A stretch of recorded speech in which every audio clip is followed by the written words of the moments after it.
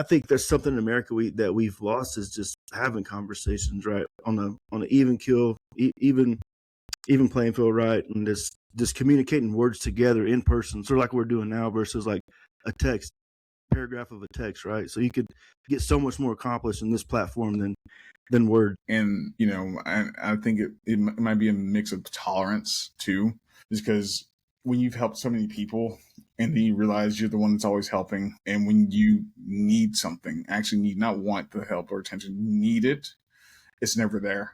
And it's one of those things that's kind of maybe a little bit more jaded toward newer people in general, because especially dealing with the internet, because Jesus Christ, there's so many fucking people on the internet that cry about something. I'm just like, that's not even that big of a deal, like literally take a step back, sit the fuck down, breathe, look at the world in general, then look at your life. So yeah, you have running water, you have roof over your head, cool, this one person doesn't like you, who gives a shit? Just keep going. You have like fucking 80 other people that do. Welcome back, everyone, to this special follow-up episode. Today, it's just myself, Terry, because I'm going to admit it, I want it more, and I'm a selfish asshole.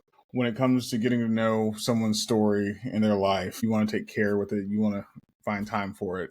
But before he says his own welcome in, let me paint you a picture for this man. Anthony, you've logged more than 2,700 flight hours and flew over 200 combat missions, one of which earned your team the 2018 Jolly Green Rescue Missions of the Year award. I'm honored to be sitting down with you and getting to talk with you this evening. But also, Tony isn't just a badass United States Air Force combat special missions aviator, but also a loving father, a devoted husband, and a man of faith. So before we begin, go check out his book, his memoir, Moonchild, The Roots and Wings of the United States Air Force Combat Special Missions Aviator. It's available on Amazon. You can go to his Facebook page. It's Moonchild as well. But yeah, got that out the way.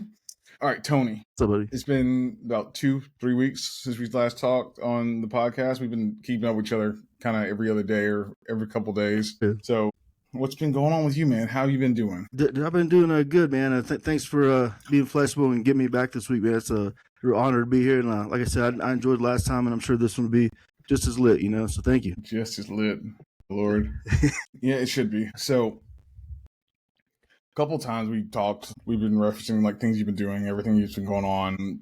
Are you able to talk about that right now or not? Yeah, you're talking about like just outside of like aviation and stuff like that. Yeah. I'm still working on this the second book project. Actually, something that I wasn't doing last time I talked to you. I'm doing the soon, probably next couple weeks, the Operation Song, and I didn't know anything about this, and I did the Salty MF Goat podcast, and the guy told me about it, and there's just this whole thing where they take your story and you get like a writer scheduled with you, and then you get a song produced. So I thought that was pretty cool. It goes into that therapeutic part of writing and getting your story out and stuff like that. And I think it'd be something different, out of my comfort zone. And I don't have a musical bone in my body, man, but I'm gonna give it a whirl, man. So hell yeah, I love it. You told me about it, and I was like, hey man, wow. You say you don't have any experience with it, you don't have a musical bone in your body. I was like, but new challenges that you don't have any experience in, when you get to it and get to that level of comfort of being able to do it, at least you did it. It's a pride thing on top of that. 100%. So how's your family doing, man? How was the holidays? How was your New Year's? It was really good holidays, good chill New Year's, man. I didn't do anything, man. I'm getting old, so got some sleep, man. That's about it. And I had somewhat of a cold last week and all that stuff, but yeah, we healed from that. So like I said, I'm thankful you were flexible with me and to get me back, and pretty much just low key, man. I'm flexible with almost anything, so you can let me know ahead of time. And you did, like, literally, like, woke up to the text message, like, hey, man, I'm not feeling well. Is there any way we can schedule? I was like, yeah, man, it's all good. Yeah, I wouldn't have been able to sound good or anything, man. They'd be trying to already have the Appalachian accent, so people would have been like, what's he saying, Oh, yeah. I get that. Have you ever heard coon ass talks, man? What's that? You ever heard coon ass? It's how people in Louisiana, like in the bayou, talk. It's like I think it's Waterboy. You saw the guy that's like, you barely heard it. It was like, he's talking gibberish, but no, that's coon ass. Man, I got a cool story about it. So I flew with this guy. He was a flight engineer on the H model gunship, and he was from the bayou, man. And to this day, I still can't, because comms are everything in the aircraft and outside of it, like communication, right? And And I'd be like trying to piece together what he said, man. You know, it's just like you said, very unique. And there's a certain slang and a twang that goes with it that's a lot different than Western North Carolina, right? But he was one of the best dudes I ever met, man, and just a funny dude, you know. Yeah, I know what you mean, man. I think the first time I ever came across, I think I was like 10. And I looked at my mom and was like, Mama, what's he saying? She's like, don't mind him, no mind. I was like, don't pay him no mind. I was like, what do you mean don't pay him no mind? He's talking right to us. It's awesome. Awesome culture down there, man. Good food too. Oh, it's amazing food. You ever had a fresh beignet at a plantation house? Fucking delicious. What's beignet? A beignet, it's kind of like a donut. It's kind of, sometimes they just a powdered donut. So it's powdered sugar on top of it. Sometimes they're filled with fruit, things like that. I love those fucking things, man. And like, awesome. I think it was 2019. Went to Louisiana and went to one of the plantation houses. They converted a plantation over to like a bakery / dining area thing completely. Oh, and so you see like plantation house, you look there and you get in there, you drive in, you sit down, nice table, and then they say they fresh beignets, like they're made fresh. They're not like, most people do. And it's still like the original recipes from like back in, I can't remember exactly when, but far back when, and it's fucking so delicious. And I got that once and I was like, all right, I need to go back. Yeah. I talked to that guy the other day too, and somehow we got on the subject of noodling. I've always been sort of curious about how those guys get in this dark, murky water, right? And then they stick their hand in this hole and they'll pull out like a 50-pound catfish. I was like, you got some balls, man, because I know everything that's in that water down there, man. I got some nasty stuff: alligators, snakes, water moccasins. Alligators are just swamp puppies, though, man. Like, oh man, I think what was it? I can't remember how old I was, but I decided to be a dumbass child, and I'll say it that way because it's thinking back at it and looking at myself, I was like, I should have got my ass whooped a lot more for what I did. Me and my friends got a baby alligator once, and we kind of put a leash on it and stuck it underneath one of our parents' beds. And because the baby alligators were his too, and his mom came in the bedroom, and we put it underneath her bedroom just to be funny. We're like, no, it's not going to hurt anybody, anything like that. So, and then she heard the hiss, and she looked under there, and we just heard every single one of our full fucking names come out of her mouth and just fucking coming after us. We got our asses whooped because she's like, why would you do that? That baby has a mama. I was like, she was on the other side of the pond. Yeah. Speaking of, man, I'm glad you brought this up, the ponds and alligators. I can't believe I've never actually, I should have put this in the book now I think back about it. But like when I was on helicopters, the Payvalk, right? Like we had a range, right? And there was these pop-up targets and they, flash these lights at you. There was 9 of them there at, I think it's Grand Bay Range in, Moody, Valdosta, Georgia. And there was this one pond and it was naturally right behind these targets, man. And basically, like there was this, like we call them FCIF, these little NOTAMs type thing, right? Like rules that come out, and basically, if there was wildlife on the range, like we couldn't shoot, So like, I'm there, and there's like this. I'm flying with this like Patch, this weapons school pilot, right? Like one of the Top Gun type people. Man, there was this gator that was always in this pond, dude. And like, so we went over and did a low recon on it. So he's like, all right, I'm gonna hover over this thing, so we try to get it out of the way of the targets and all that, So we get over this thing, man, and he just like digs his paws in like the mud and the swamp type stuff. And I'm sitting there thinking, I was like, man, this gator has got to have been shot before. There's no way with like a minigun and the dispersion of it, right? Like, and we'd always call him the OG gator, and like joke around and say he has like a brass tooth or something from one of the 7.62, Yeah, it was just love that. That was a unique place to live in. All right, so Tony, we're gonna reference your book here and there in this, okay? Just let you know that. Okay. Sounds good, man. So, in your book, Moonchild, you talk about growing up in the Appalachian Mountains, okay? We've already covered this last podcast. You want to catch it, go back and watch it. And you wrote, it starts out deep in Appalachia, where I was born there. And, really small town called Silva. It's about an hour west of Asheville. If you ever been out there, because I've been to Asheville, I love Asheville. It's a great time. Basically the sense of community, all the morals, values it's Appalachian, and it is very specific to you.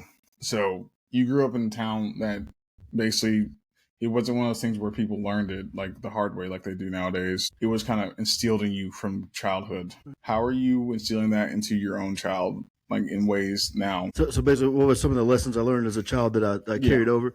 Yeah. So there was quite a few. One of the biggest ones, like I remember my grandfather, like a handshake was a contract back home. It still is, like when you give somebody your word like that, that's your bond, and no one ever broke it. And it was just expected. It was the norm, right? And there was things I learned, about just talking about moral compass and stuff like that. And I remember I learned about repetition at a basketball camp, back home. There was this guy, I think he was like Lenore Ryan College. And this guy's whole thing is he gets to this free throw line, right? And he shoots 100 free throws. And I swear to God, this guy doesn't miss, man. I just was amazed by that. And his whole point, the key to success in life and anything is repetition. So that always stuck with me, man, and I always tell people with those two words, perseverance and repetition, man, you can go anywhere in the world, man, and be successful. There's just a lot of that. And just, your family's your blood, and family's not always blood. I'll say that. But, back home, everybody was family. Yeah, I definitely grasp that a lot, especially growing up, like I said, small town in Texas, Grafton, Texas. Everything there was treated differently than anywhere else I've ever been in my life. It's such a close-knit community. Welcoming, warm, and if somebody needed anything, then the whole town came together. It's a little rough here and there, certain reasons why, but it makes it all like worth it to have something like that. Because somebody asked me, like when I got out of the Navy, they said, "Oh, why don't you just go back there?" Say there's no growth there, there's nothing changing there. That's a retirement place for me if I ever think of it. Like if I want to go back, be settled down, like not have to worry about anything and just sit, that's where I want to go.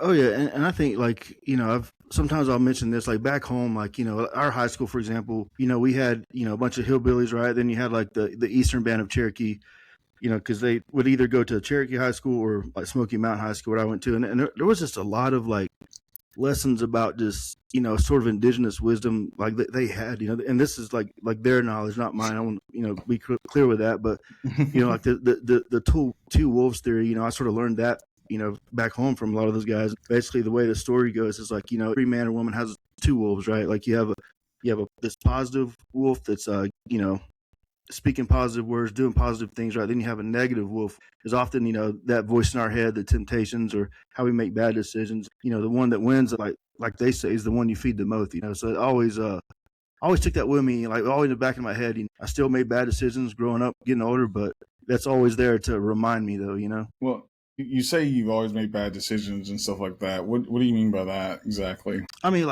like especially like growing up, even like I remember, man.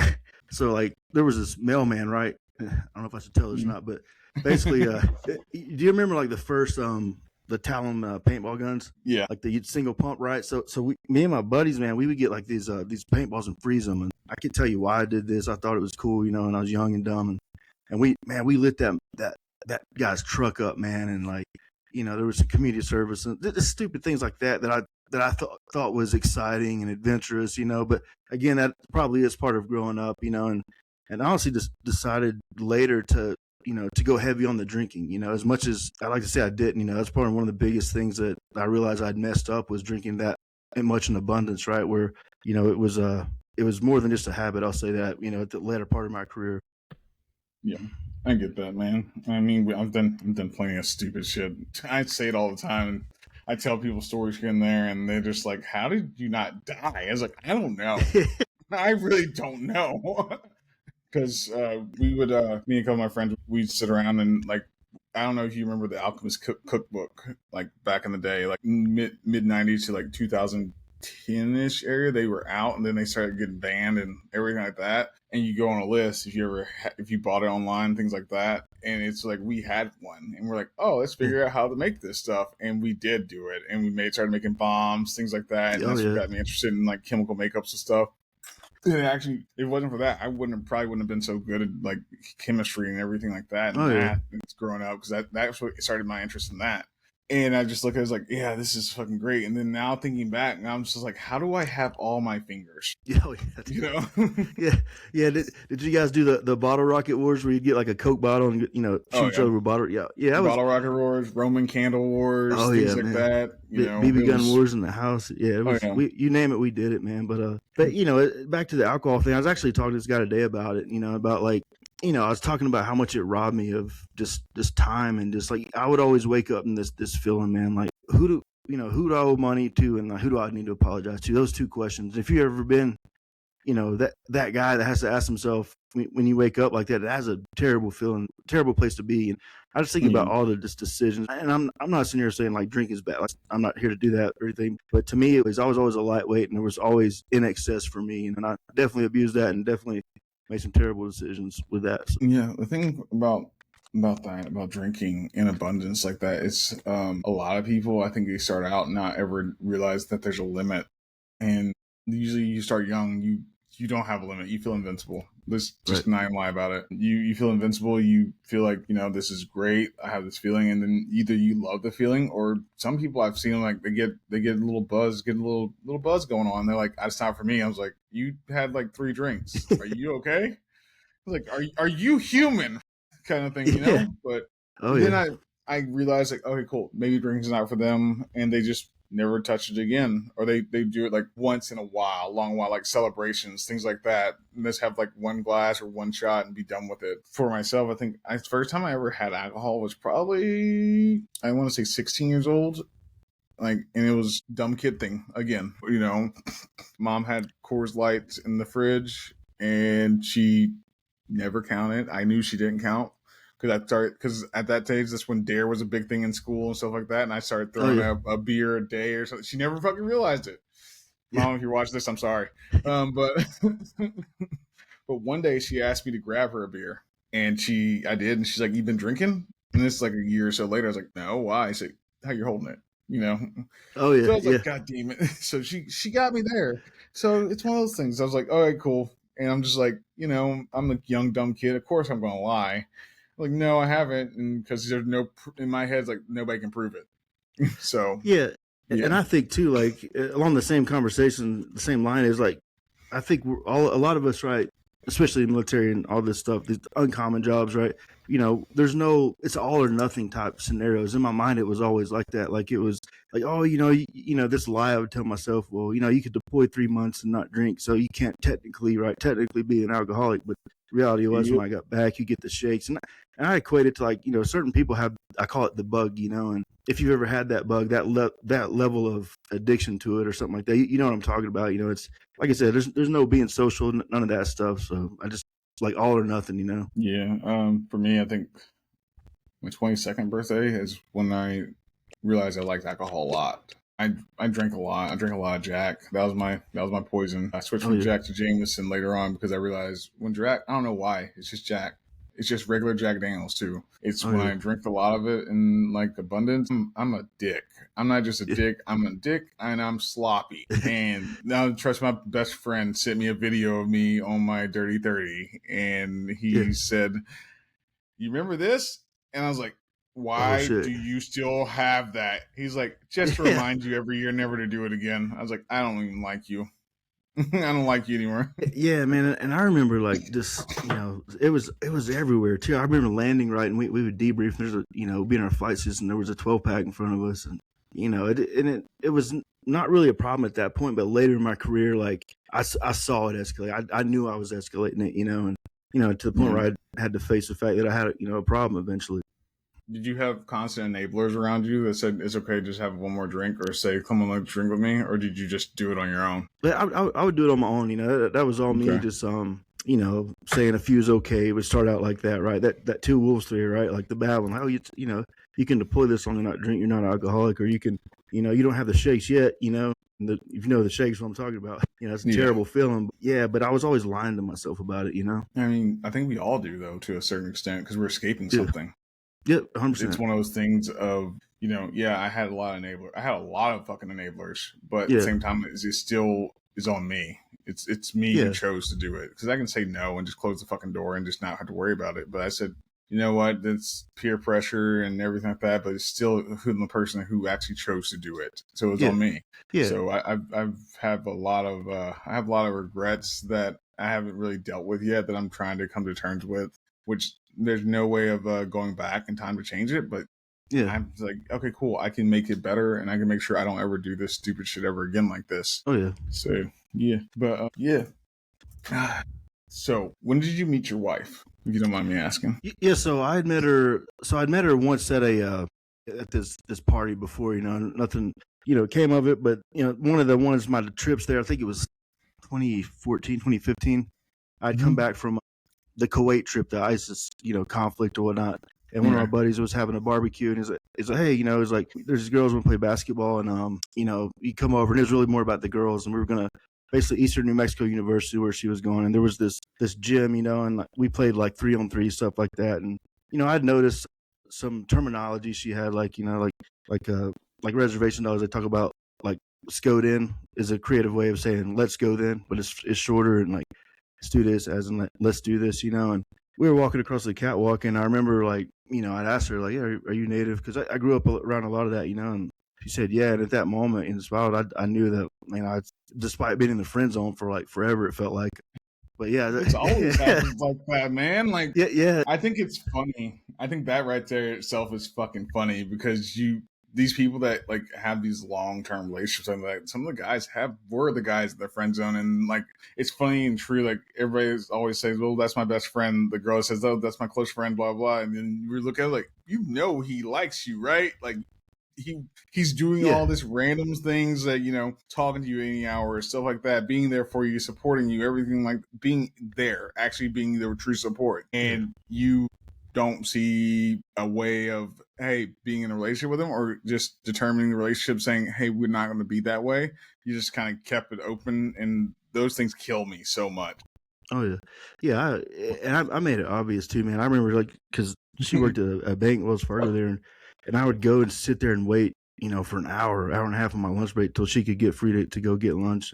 Yeah, I think it's one of those things. It's definitely like, not to sound like Hollywoodish cliche, but like, I'll say that 100%. At least for me, it was like that. Yeah, for me, I thought I knew.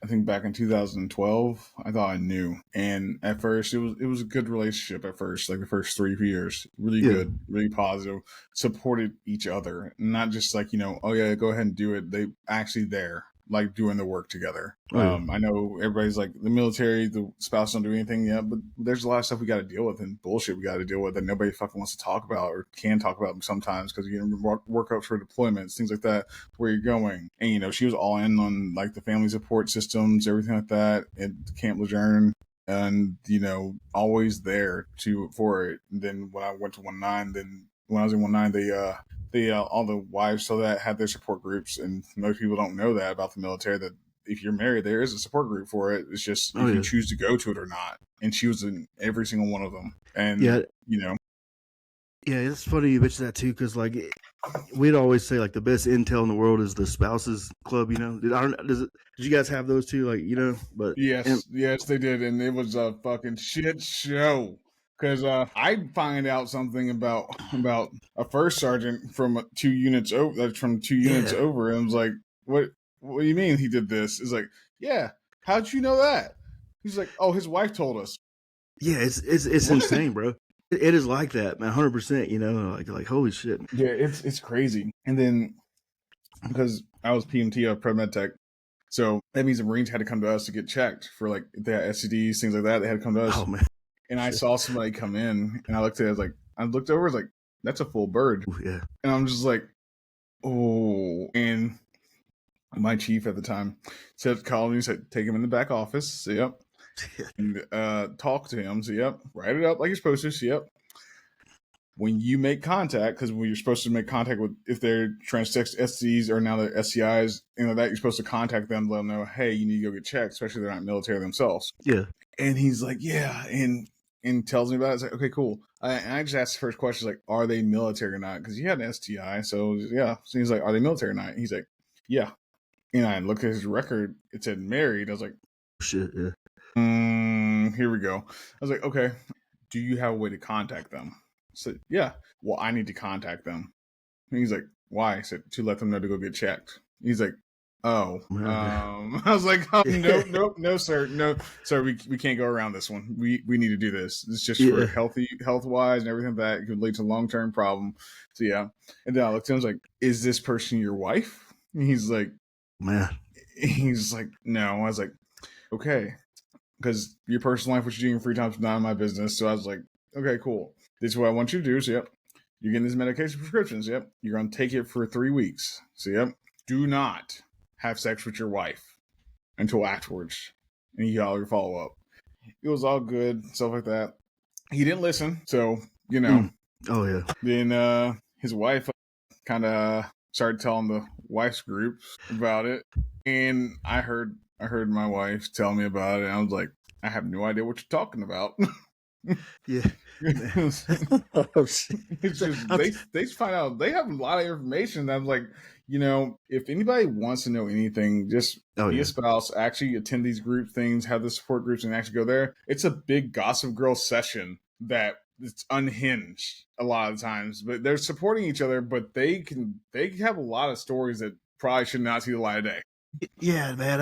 I'm trying to, if you don't mind me asking, like, I'm trying to imagine, like, you're sitting there with this full bird, right? Because I'm trying to think what I would have said, right? Like, hey, sir, I don't know how to tell you this, but you got to fucking clap or something. You know what I mean? Just because there's no way around it, right? Like, you just had to let him know. I had to let him know. Yeah. He took it like a champ. He took it like a champ. He's like, all right, cool. I figured. He's like, I figured. I'm like, I bet you figured. Kyle looks at his medical records like, you know what's going on.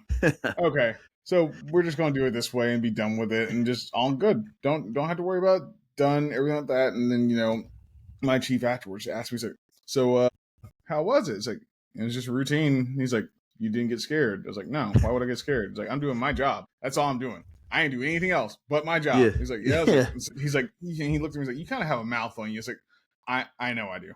Yeah, that's what I'm trying to visualize here. Like, I see Terry being like, well, Chief, the two things the full bird don't fuck with, rattlesnakes and condoms or something like that, It's like there's no way else to say it, right? Yeah. I was on thin ice for a while with my chief because I fucked up a lot because of how I talk to people, because it wasn't like I did my job very well. I took care of everything, did all the admin work doing well. It's just interacting with people, because he's like, your bedside manner sucks. So I was like, I can't help it. He's like, why? He's like, they're grown ass adults. Yeah, they should know the truth. Why are we going to placate to them? It's probably middle age at that point too, right? That crisis or something. Yeah, that'd be tough. I was like, I was like, no, he knows how this works. It's like, if it burns when you pee, don't put it in the V. That's all you gotta do. Problem solved. Then go get checked and then deal with it and be done with it. Yeah, but man, that's a situation right there. Yeah. So in your book, you talked about your 3 F's: faith, family, and friends. Okay. Right. So why are those your main criteria pillars? Why are those your 3 F's? Because I mean that's like faith being the foundation. Like, without my faith, like, I'd probably be dead, to be honest with you. That was a point where I get in my my down part, right, where I realized I turned to everything I talked about last time, but Jesus, and family is the one that let me know, hey, you do have a problem, right? And then with that, my friends, I've learned to keep that circle small. I think I may have mentioned last time that you find out a lot who your friends are when you're on the ground, right? When you're bleeding out, and metaphorically and stuff like that. And I actually wrote this down. It says, it's those who stand with you in the rain when they could have remained dry. Remember that. And those 3 things, my faith, family, and friends, that they'll get wet with you, brother. Your true ones. So. Yeah, that's a good one. So, you said without your faith, you would have died. You probably would have died. You probably wouldn't be here anymore.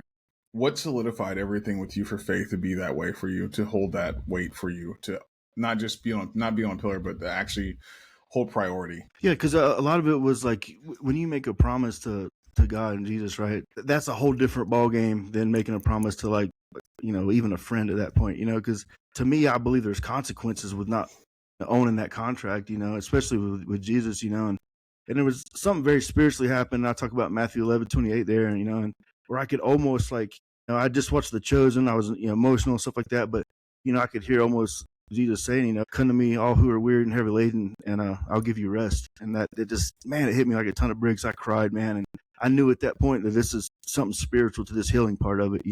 Just the overwhelming feeling. Call it the Holy Spirit, whatever you want to call that. There was a very real, apparent thing.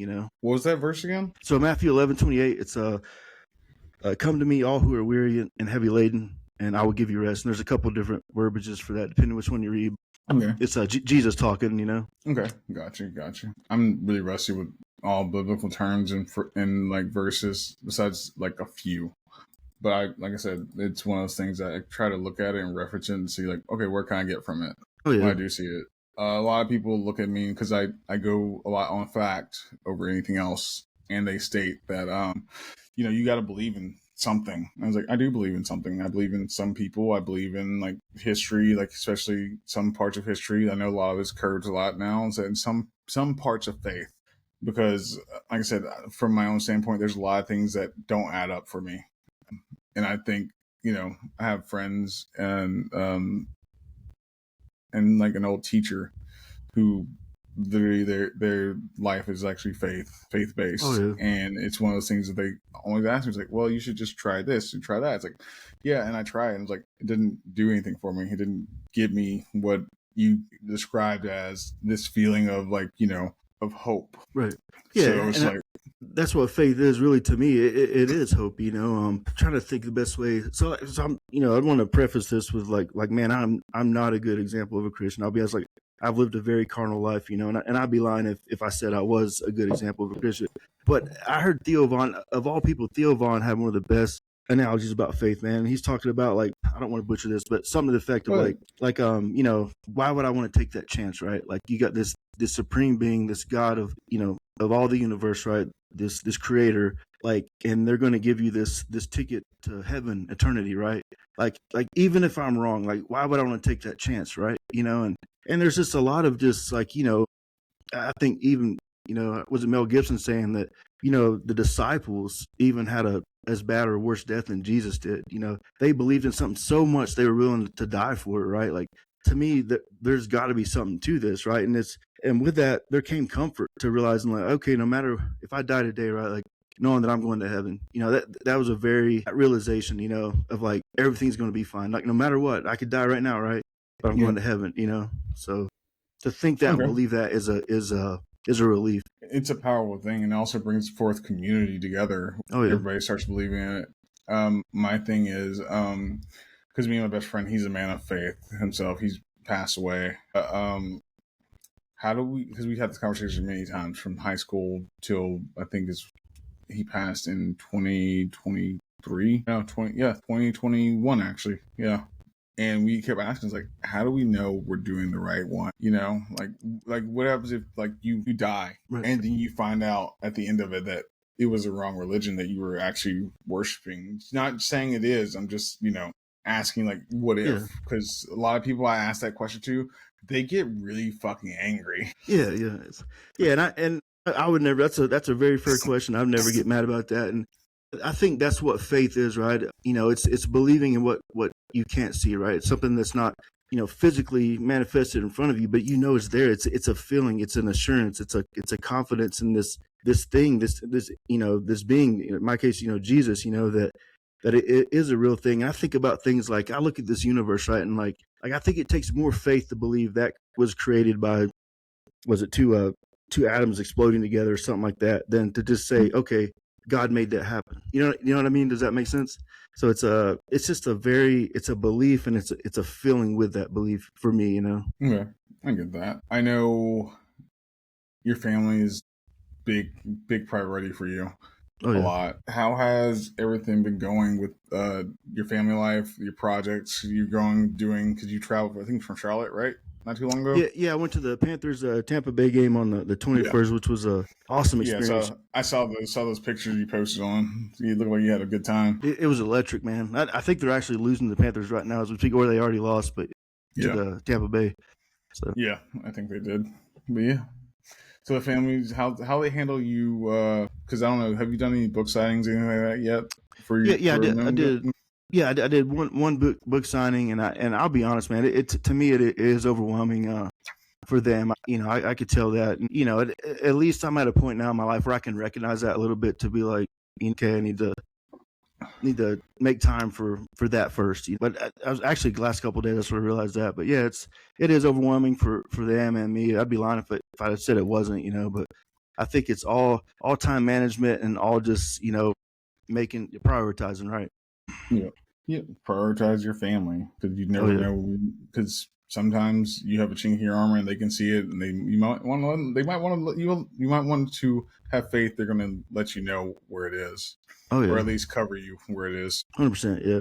Okay.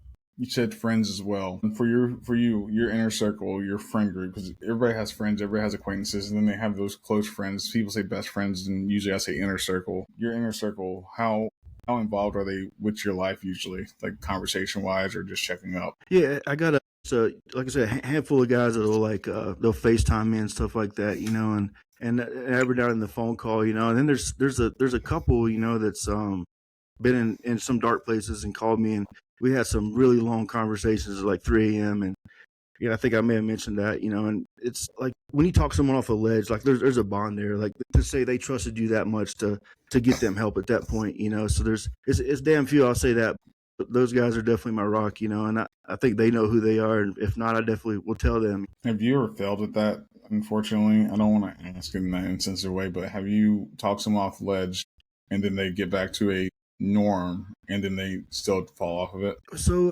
I wouldn't say that I'd had a chance to talk to him. I would say there's a couple that's went through with the act, right, and that I ask myself every day, like, how did I miss this, And the one thing that I've learned about those situations is like, they teach you all these signs, right? Like you were in the med field a little bit, right? And so like basically, if they start giving away their possessions, or if they're like really sad, and then all of a sudden one day they're like extremely happy, like those sort of things. To me, it was all like the ones that you would never know, right? That they've made up their mind and like they're going to do it, man. And that's a very hard like thing to realize after the fact, And recently, I've actually lost a good friend to that, and it hurts, man. Like how did I miss this? Like was I always nice to that person? Did I ever say anything to make them hate themselves? Or anything like that? It's a hard reality, man. But there's those situations, but nobody that I actually talked to about that and went through that. Got that. I have. And it's the worst feeling I think I've ever had. Oh yeah. Unfortunately, like it's one of those things that you get them back to an even keel.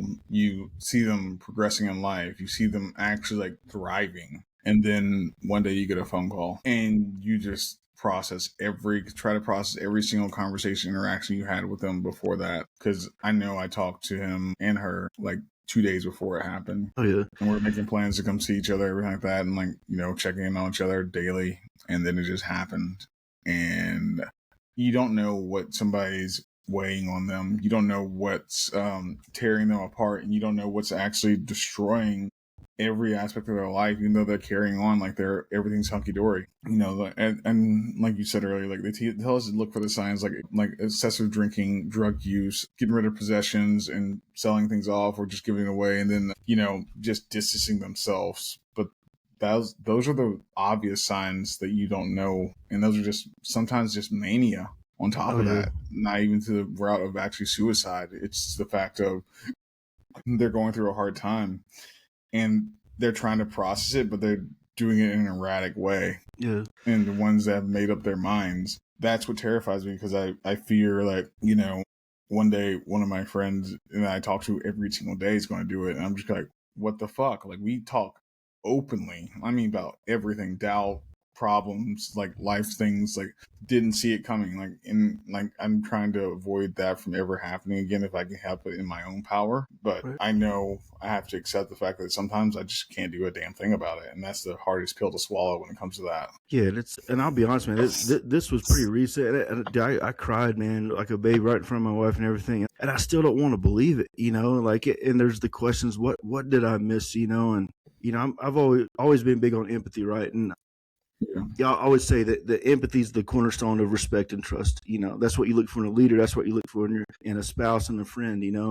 And I always ask myself, was I empathetic? If I was, why didn't I recognize this or that? And I think people do get demons, like real demons sometimes. And if there's a good, there's a bad, right? And sometimes you can't see it.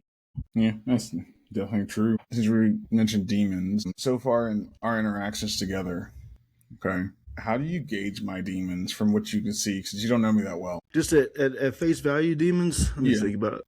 I would say that there's one that, like, you're walking through this door of faith, right? There's this door, there's faith on the other side of it.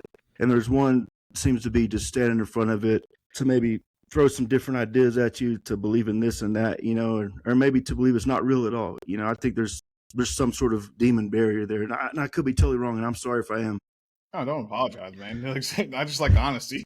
Yeah, and that's personally what I see, and I think you're almost there to the light, but there's some sort of demon and some barrier, that's keeping that door closed for you.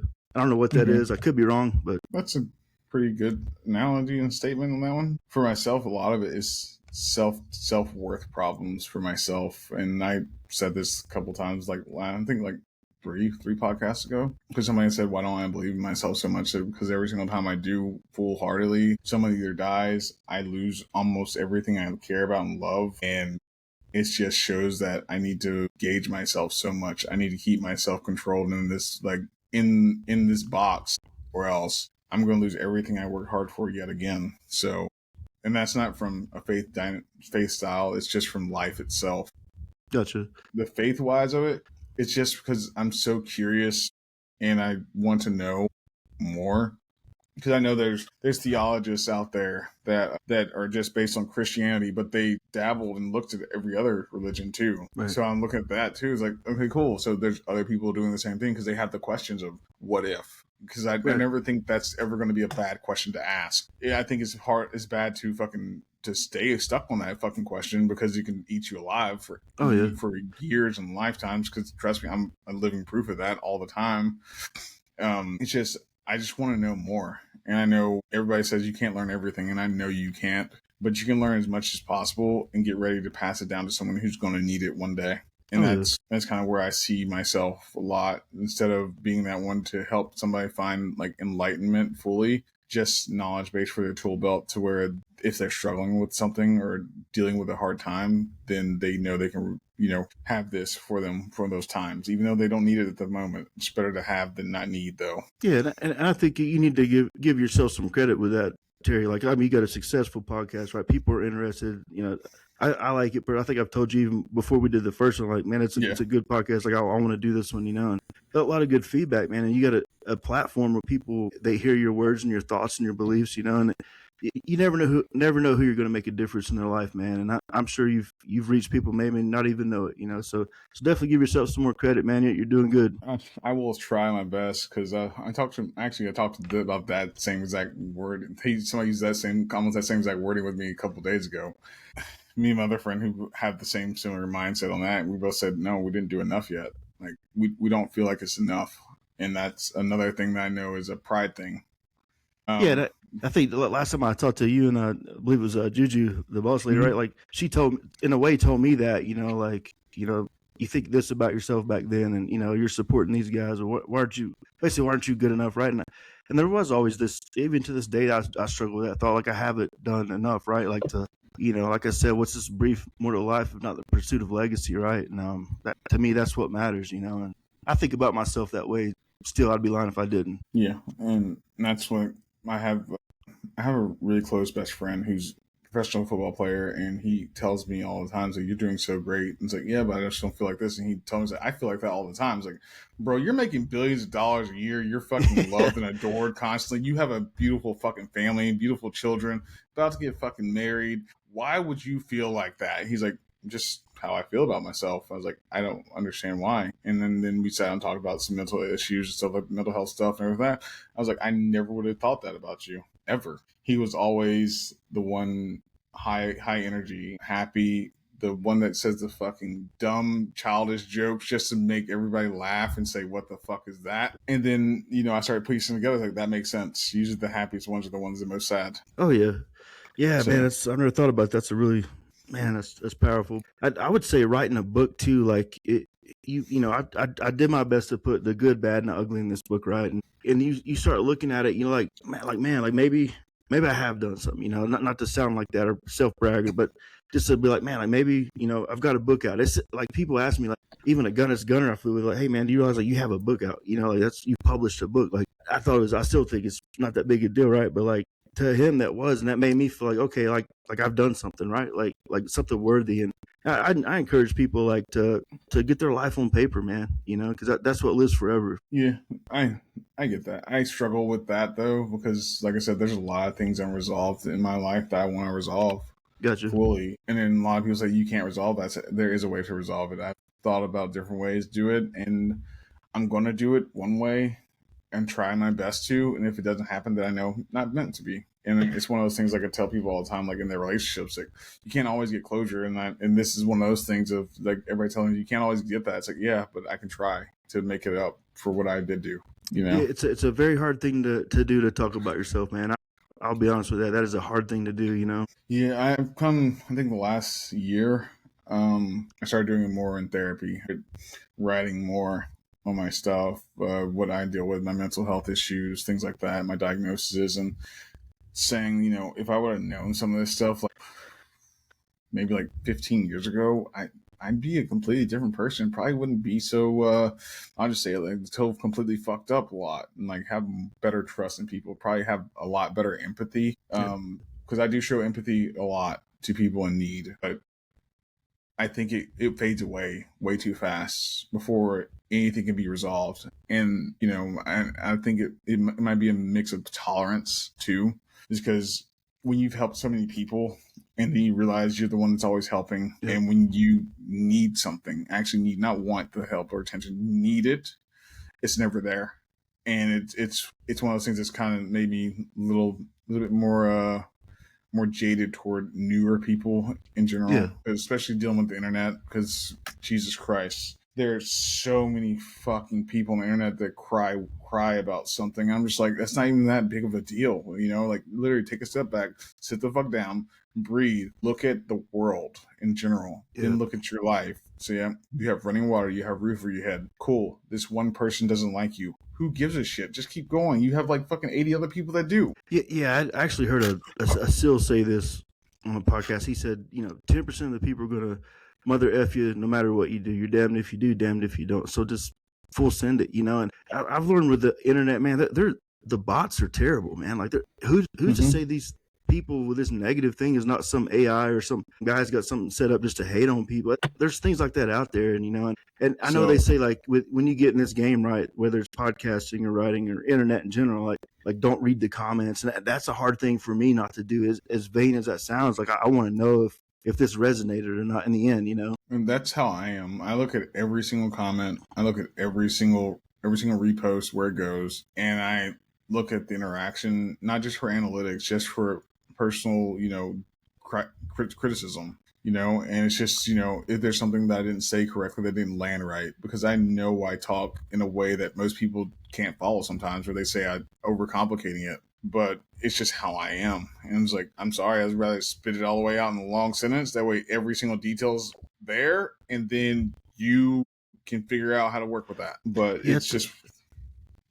self-reflection's it's a, you know, I struggle. It's a very hard thing to do, you know, whether it's talking about yourself or even looking in the mirror, talking to yourself. You know, I think it's necessary that, you know, the older we get, right, and just to reflect on the day. Like, you know, I look at life, like I talk about that accountability mirror. Like, you know, I'll look at it tonight and say, okay, like I either made humanity better today or I didn't. You know, it's a box I check yes or no with. So it's sorry, man. I've done this thing, like, especially the older I get, like I'll read a whole page of something and I'll get to the bottom of that page, bro, and I can't tell you what I just read, because I don't know if it's ADHD, whatever you want to call it. Like, my mind will go to 10 different thoughts at once, you know.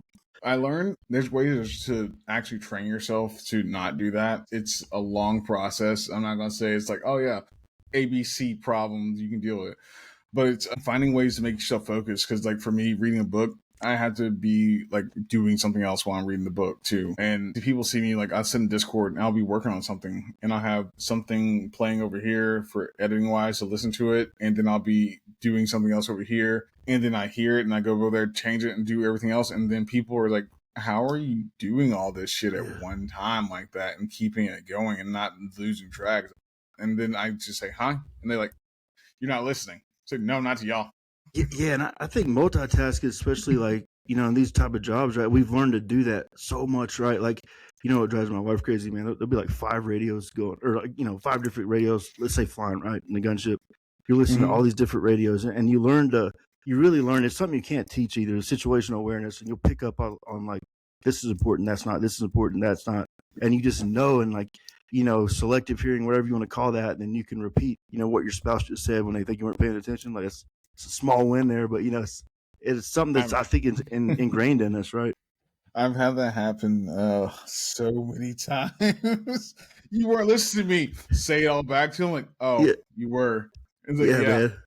Yeah, and then I think in the back of my head, it's like, thank God she called me on bullshit, because I don't know what happened after that.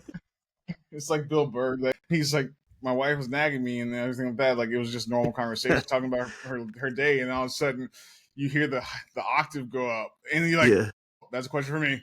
And you look over, like, yeah, it's like we do it, not even thinking about it, right? Just naturally, you know. Oh, it happens a lot. Oh, some of my best friends, one of my best friends, she tells me all the time, it's like, you know, you're like talking to a brick wall, but I know I can't call you your bullshit sometimes. Like, why? It's like, because you'll be doing so many different things while you're talking to me, video chatting me right now. And then I say something to you, you're not listening. I was like, you repeat it back to me and you give me the answer. And I was like, and she's like, you motherfucker. I was like, I wasn't paying attention. It was just I was doing something else at the same time. So it comes in layers and switches and scenarios, and I can do it a lot. But whenever I'm like working on the podcast or editing, so that I can't do it at all. Like, because as much as people say perfection isn't achievable, I try to get as close as I can with what I can work with. And some people look at me all the time and say, why? Like, nobody really gives a shit about that. It's like, yeah, but I care because I have to see it. Oh yeah. I think there's nothing wrong with being a perfectionist at all, you know, and I think it shows, you know, work ethic, you know, 100%. Yeah, I don't know if it shows work ethic or just you're a stubborn asshole and don't want to, you know, fail. Yeah, and I think either way it's effective. I think, you know, like you're going to get the good result. Yeah, trying to get the good result is, I think, the hardest part in doing all this, because a lot of people say like, "Oh, this is your baby." It's like, I don't feel like this is my baby, so it's something different. And they're like, "Well, you're treating it like it is." Like, no, I'm going way more than what I treat with baby, because I know a baby needs to learn to crawl sometimes. I'm just like, nah, we're gonna do it this way and this way. It's like it's a whole lot of controlling aspects of it. So it's not really baby. It's just learning how to adjust and learning how to deal with so many different types of personalities and people. And some people have it and some people don't. And like in real life, like IRL, sitting down talking to somebody at a bar or something like that, I can do it just fine. This space, like just through emails, text messages, things like that, it's so fucking hard for me to grasp sometimes, because I'm just like, they say they're excited about it, but then they say this, and then it gives my brain of trying to make sure that I keep myself prepared too for anything that happens. So yeah, you know, it's sort of in the same subject, but I have you know what my irrational fear is like nonverbal communication, right? They say that's like 90% of communication or something like that, 89%. Like a text message, right? Like, have you ever been trying to text something and like, man, like how did I come across on that text? You start questioning stuff like that. Well, writing's like that a lot, you know, and it's a hard thing to sort of just to send it and to get over a little bit, you know what I mean? But that's my irrational fear. Yeah, is a message taken wrong, I guess. I get that almost every week, because it's somebody messages me because they see like a short or a clip or a TikTok or anything like that. It's like, were you talking about me? Or that's like, no, like I wasn't even referencing you in any way, shape, or form. And then I think about it and it's like, you know what? Fuck it. Look, if you took it that way, that's your own fucking problem. Just get over it. I don't care anymore. That's just it. And you have to be like that, man, because like people, like you said, that even like not mentioning someone or something stupid like that, like I just didn't think about, you know, and they, you know, some people would get mad or whatever, but at the same time, like, you know, it is learning, you know, and I think there's something in America that we've lost, is just having conversations, right, on the even keel, even playing field, right, and just communicating words together in person, sort of like we're doing now, versus like a paragraph of a text, right? So you could get so much more accomplished in this platform than words, you know? Oh yeah, I get that a lot, because, and I think I said it before, I can't remember exactly where I said it. I don't know if it was on a podcast or somebody directly, because I feel so comfortable here talking to you like this. I was like what, on the internet? It's like, yeah. I was like, do you realize I'm on camera, you're in text chat, so I don't know your facial expressions, I don't know your body language, I don't know your tone, so there's no telling if this goes the right way, how I'm thinking it's going, or how I want it to be perceived. And, you know, but, you know, it's cool. I'm glad you like it. But, and I tell a lot of people, like, your internet friends aren't your friends until you come to a certain term. And like, what do you mean? It's like longevity, things like that. Longevity, like trust, things like that. So you can't build that easily over the internet. So you need to build your rapport, make sure that you're being as genuine as you possibly can, because on the internet people like to mask themselves a fuck ton. Oh yeah, man, and it's terrible.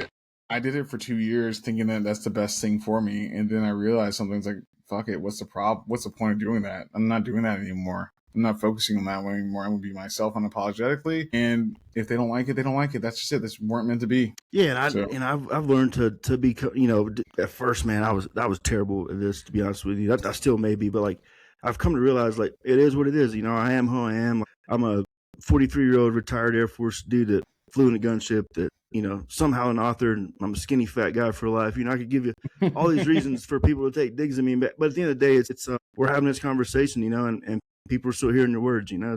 I look at that as in itself as a win. It's just a simple conversation, you know. Yeah, I know what you mean.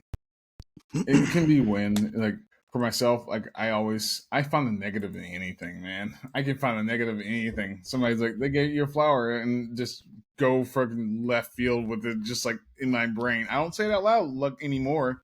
Don't say it out loud anymore. Yeah, it goes back to that. I hate to say it again, that the two wolf thing, right? Like, you know, it's for one day, you know, 1 week, just try thinking like all positive thoughts, right? Like thinking the fact that everything's going to be okay. This is going to end up good, you know. And it's life changing. I will say that. Yeah, I get that. That it is life changing. I believe that everyone has those two sides to them. As much as somebody says, I don't have a way to be mean or something like that.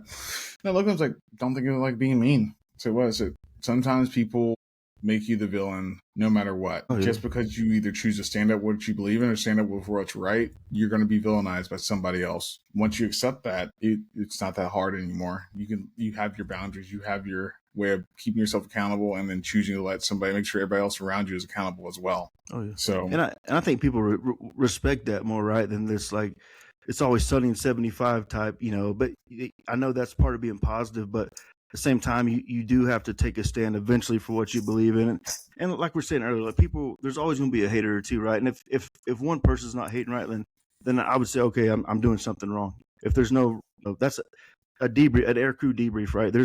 I mean, they get pretty intense, man. Sometimes, you know, and there's no punches being held back, and especially in the gunship and rescue community, you know. But you learn from that, you know. You learn interaction with that. You learn what could have been done better, and that's what matters in the debrief, right? What's one time in the debrief you got your ass chewed out? Oh man, dude, let me think. So what's the worst one? You're just like, probably the one where, dude, I tell you the story where I threw up on my instructor / evaluator. Yeah, he did. Yeah, so that one did not go good, to say the least, man. But we joke about it now. But yeah, that was, for one, it was just so embarrassing, man. And you know, I'm sitting there like I'm on a recommendation ride, which is the ride saying, okay, you're good to get checked ride, which you get a Form 8, which is saying you're good to fly on this, at the time, the helicopter, right? And man, and I was sitting left. I was on the minigun. And I was getting malfunction after malfunction, and you know, I've got, you know, the helicopter mask, you know, I'm like, man, I gotta puke, bro. Like I didn't eat right, all this other stuff. And I'm working this gun malfunction. I was like, I'm just going to puke outside the gunner windows, thinking it'll go, you know, just outside. Right. And so he had the cabin door where like the PJs usually sit, right. And I was like, black, like, they fragged him out like all over here, this area. And he just looks at me, didn't say shit at first. He gives me one of these, like that, you know. he actually messaged me about a month ago, but yeah, that was a hard thing to come back from. But he wanted to see me get back up, and I learned that lesson with that, you know, again. So that's good, man. That's so fucking funny. Yeah. Oh yeah, dude. It was so embarrassing, man. And like when you get sick flying, there's the chair, you know. What do they call it? We call it the puke chair. But like, I almost got to that point, right? Where like, okay, if you can convince us the flight doc and all that, it's a one-time thing. Like, you won't have to go to the puke chair. Anybody that's ever done that, they'll tell you it is the worst thing, where you're in this gravity chair and they spin it till you puke, till you get basically, you know, again, being comfortable, being uncomfortable. And then, but yeah, thank God I was able to escape that. So, yeah. I just want to see a video of you in the fucking puke chair right now. Yeah, dude. I'm gonna try to talk to that guy, and I'll email him, see if he could give you his version of it. But we laugh about it now. But man, that was a very humbling, because you know, coming from gunships, you know, like I had to, from the gunships to helicopters, like you look at a helicopter, you're like how's this thing even fly, man? You know, like looking at it at first, and like I had to forget everything I knew about flying, and because a helicopter, man, you're a lot lower to the ground, and a lot can happen really fast, you know. Also, the maneuverability is just way different. It moves in so many different ways, not compared to, like, you know, big ships. Oh yeah. So, I hope you can get it. I hope you can get his version of it soon. yeah. I'll email him after this and be like, hey man, can you give me like the bullet points, and if you don't mind, just I'll send it to you and stuff like that. But yeah, and it wasn't like the messed up. What I realized is like I messed up one of the checklist steps, and we're very checklist oriented, and it was a safety thing, right? And but if you ever been that sick, that nauseated, whether it's on a boat or in an aircraft, it don't just go away, bro. You know, it's terrible, man. Sticks with you until you're back on the ground. Yeah, man, and just but that step was the bigger part of the astro, and then just like puke it on him. Excuse me. All right, we're gonna get back on topic. Sorry. So are you still doing therapy and stuff like that? So I've graduated from therapy, just on the meds now, but yeah, I was doing it there for 2 years after I retired, with the prolonged exposure and the meds at that point. Okay. So you're just on the meds now?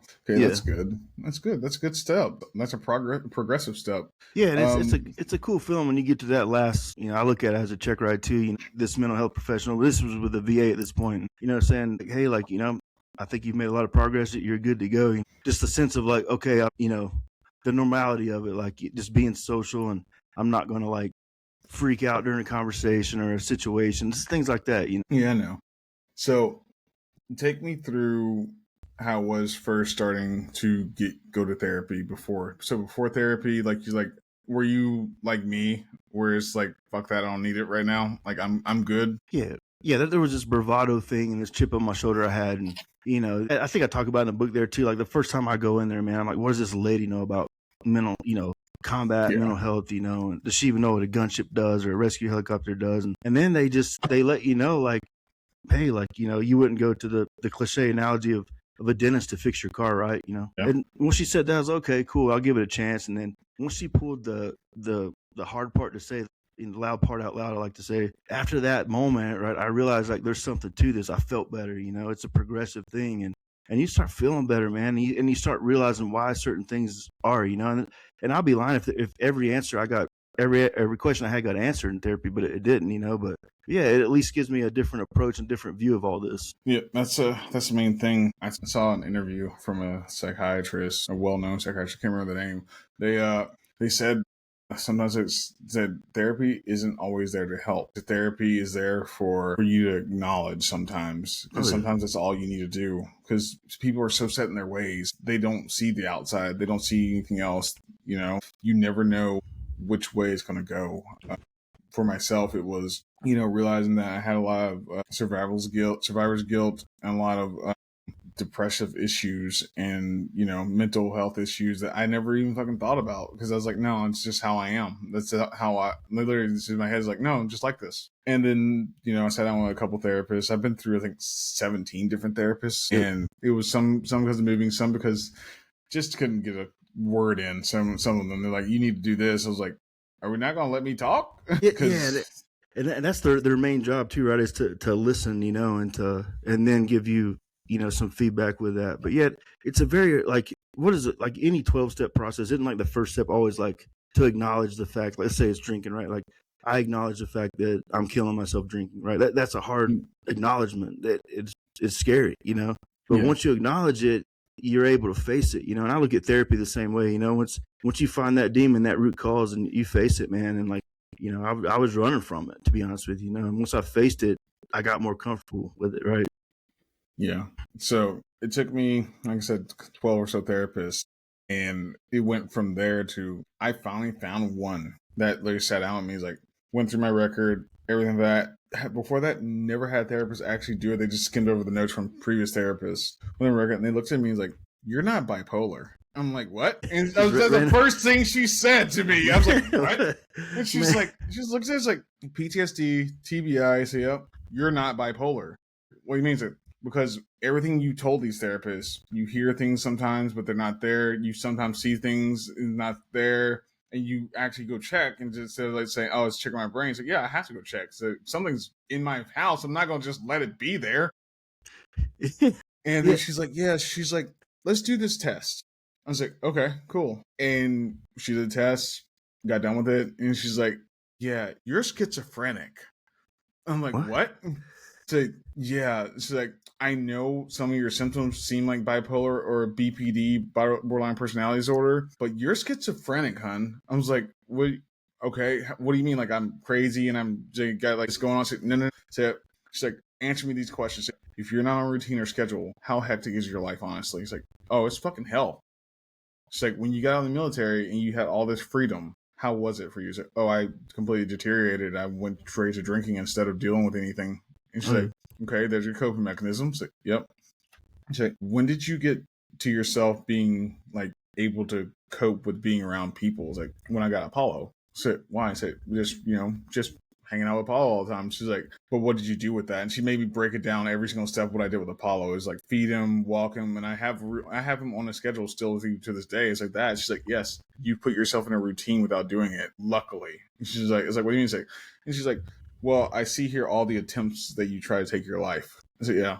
And every single one of those, you called us every single time trying to get help because you don't know what's wrong with you. So yeah, and it says there you called even your close friends. Yeah, and nobody knew how to help you. So let's just do this. Let's stick to a routine. Let's make sure that you keep it that way to something simple. Like let's do simple thing like when you eat. It's like, okay. So unless you're out and about, then try to make it. But get home, cook dinner this time, do this. And I started doing that. And then I started feeling a little bit better and more control and less symptomatic. And then she's like, okay, cool. These medications you're on, so we're going to take them away and we're going to put you on this one medication, have you do this, and then we'll up the dosage if it does help. And it started helping a little bit. And then I regressed myself because life problems, relationship fucking imploded. Kids were involved and I was really close to kids. That kept me with a routine too. And I just fucking spiraled.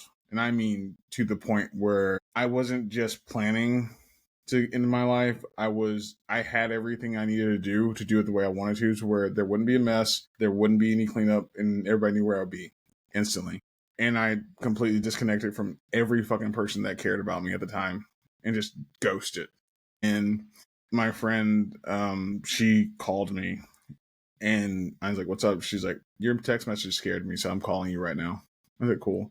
And we talked on the phone for, I think, 6 hours of just life and just what's going on with me and what's wrong with me and how I felt and what I thought. And she, confirmed some of them. Some of them she said she couldn't. And we dove down such a deep rabbit hole. And she's like, cool. And by the time I was done, there was cops at my house. There was ambulance there.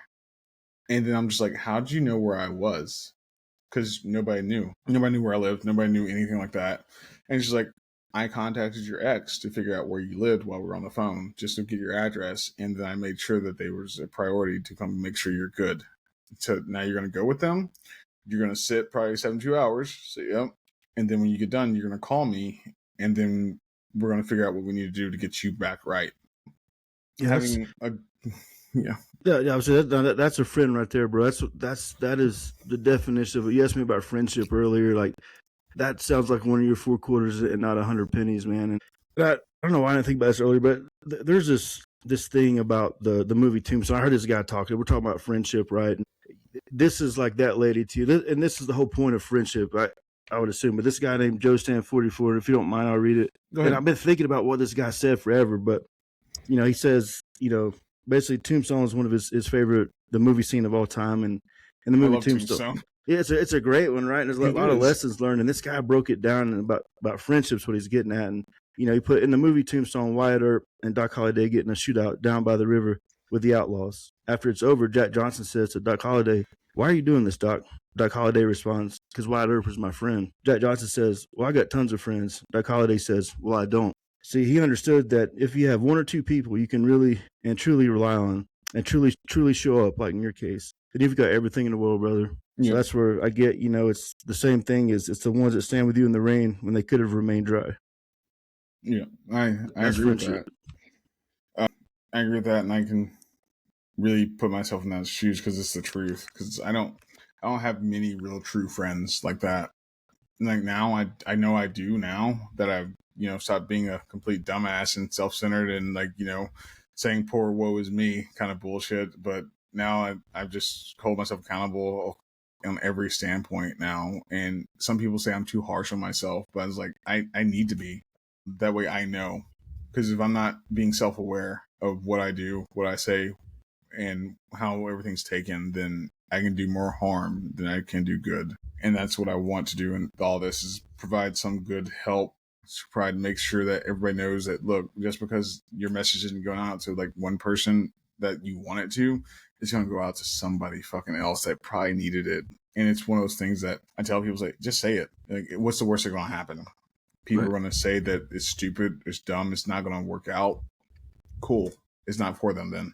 It's not meant for them. It's meant for somebody else. 100%. Like your book, your memoir. It was one of those things when I read it, I was like, cool. I understood, I grasped it.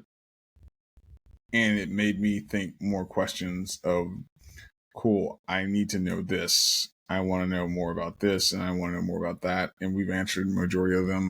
And I feel that I want to know more on the lines of what you actually want to do after this. Where do you see yourself, 10 years from now after this book? And like, you're going to the, I think it's Operation Song, you said? Yeah, Operation Song, yep. Like, after that, let's say that's a hit and it's successful. Where do you see yourself after that? Like, if you could put yourself out there in any avenue, where do you want to see it go? I would say just definitely. I enjoy doing podcasts, and I know I hit on that a little bit with you, but like I like being the guest on a podcast more. I think for some reason, but definitely a more established author with I'd be lying if I said I wanted more of a following, and I wouldn't mind just script writing even. I've thought about that, something like that, for like a TV or something like that, but. Yeah, that's the beauty of life, is there's just options, and it's trying new things, and it's getting out of my comfort zone and facing those demons, those fears, the I can't, somebody told me once, can't never could do nothing, right? And I think about that the older I get. Okay, that's where you see yourself. That's a good thing. That's a good way of seeing it. What do you wish past you could see now about you?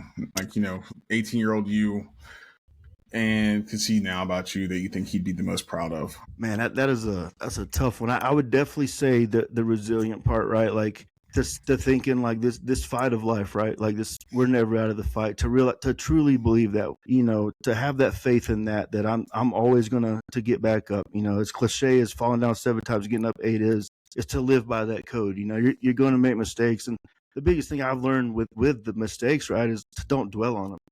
To show up next flight, right? Yeah. I tell people all the time that you need to feel the shame. Yep. And somebody's like, why? It's like, because if you don't feel shame in something, you'll never change. You'll never want to. And why is it? Because if you don't feel shame in your mistakes or your big fuck ups or your like, choices, then did you learn a lesson from it? Like, because it's like, for myself, it's like helping some people.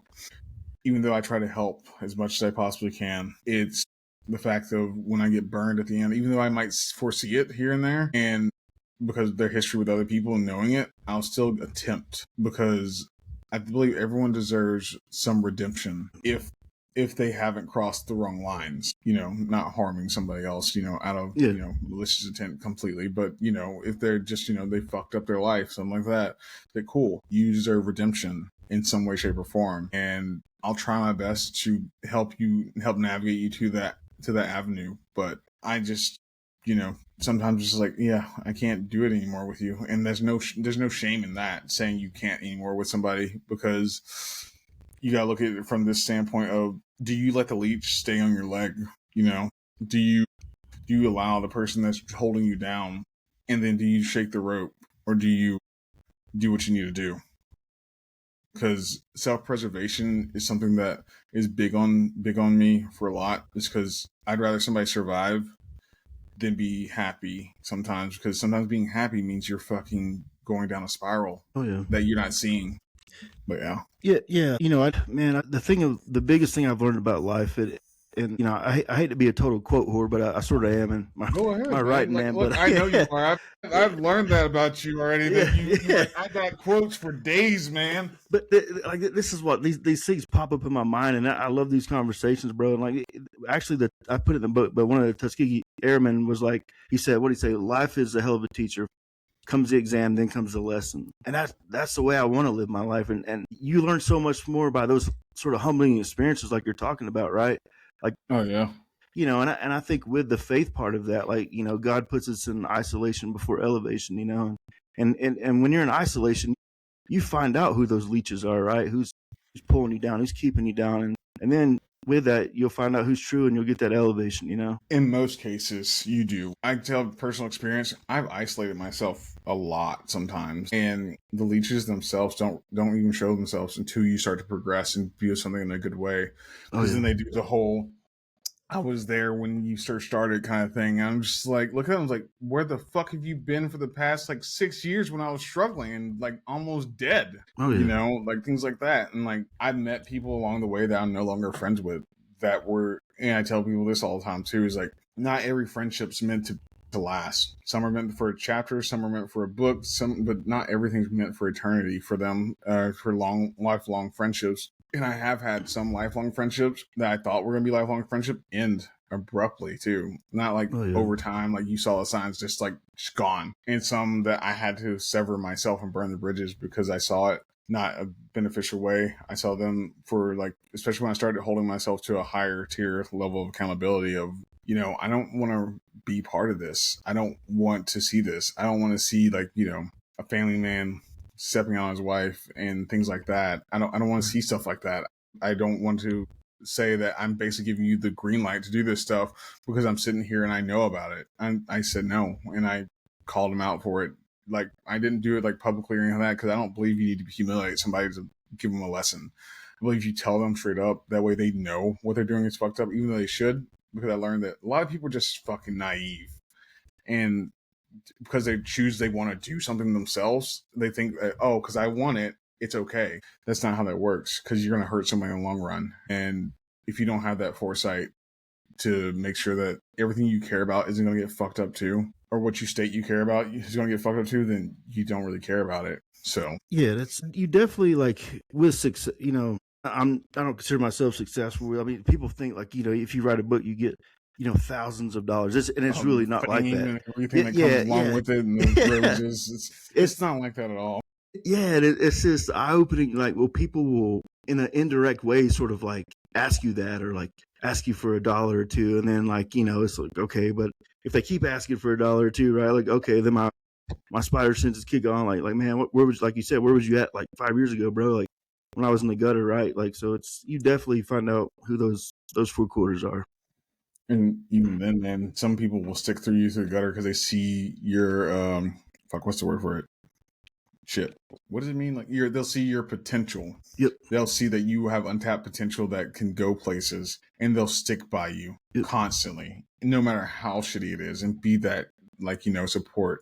And then it isn't until you find that real good success that's going to drive you over the rainbow, and then they start to bare their teeth fully. Even then, it still you won't even touch it, of knowing that they're vindictive, or just being there just for the clout, or just the tag along. And some people still don't see it. Sometimes I don't see it, and there's a lot of people near me that sometimes I feel like they're just there for that part. But then I say to myself that sometimes I gotta let hope and faith take over, and let time reveal what's going to happen, because no matter how much I prepare, no matter how much I worry and draw up certain different avenues to go by, I won't know until they do something. So that it's just one of those things of, cool, I gotta let that go until it happens. But when it does happen, if it does happen, I need to react the correct way. And it's hard to deal with, but and I don't lie, it keeps me up a lot.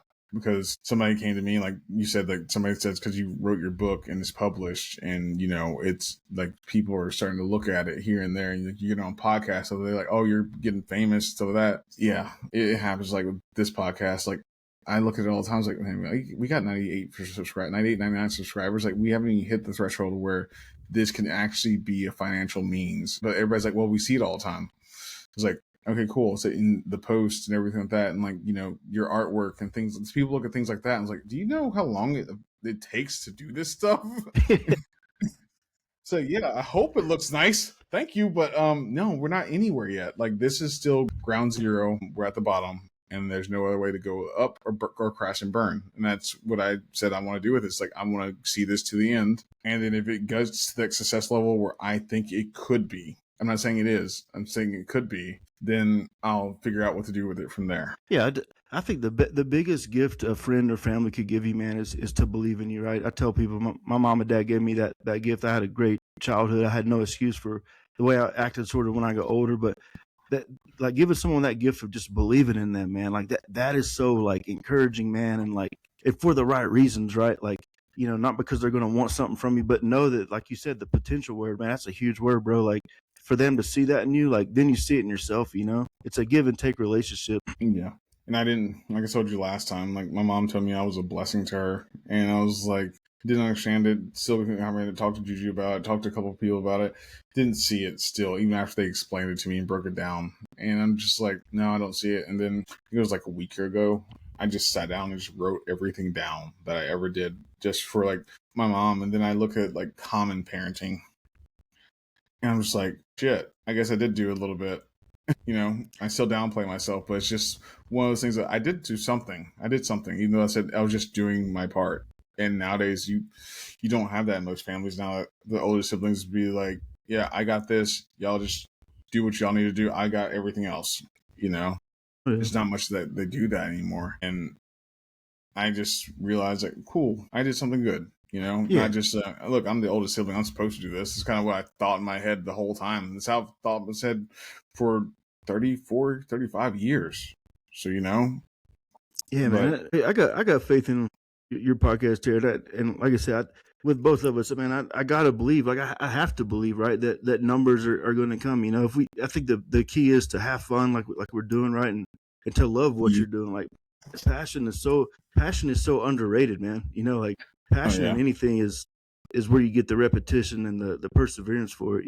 Oh yeah, I definitely have passion for this because I'm, in some way, shape, or form, I'm always doing something for this podcast, no matter what. And I think it's one of those things of, if you're going to do something, do it right, do it good, do it with everything you have.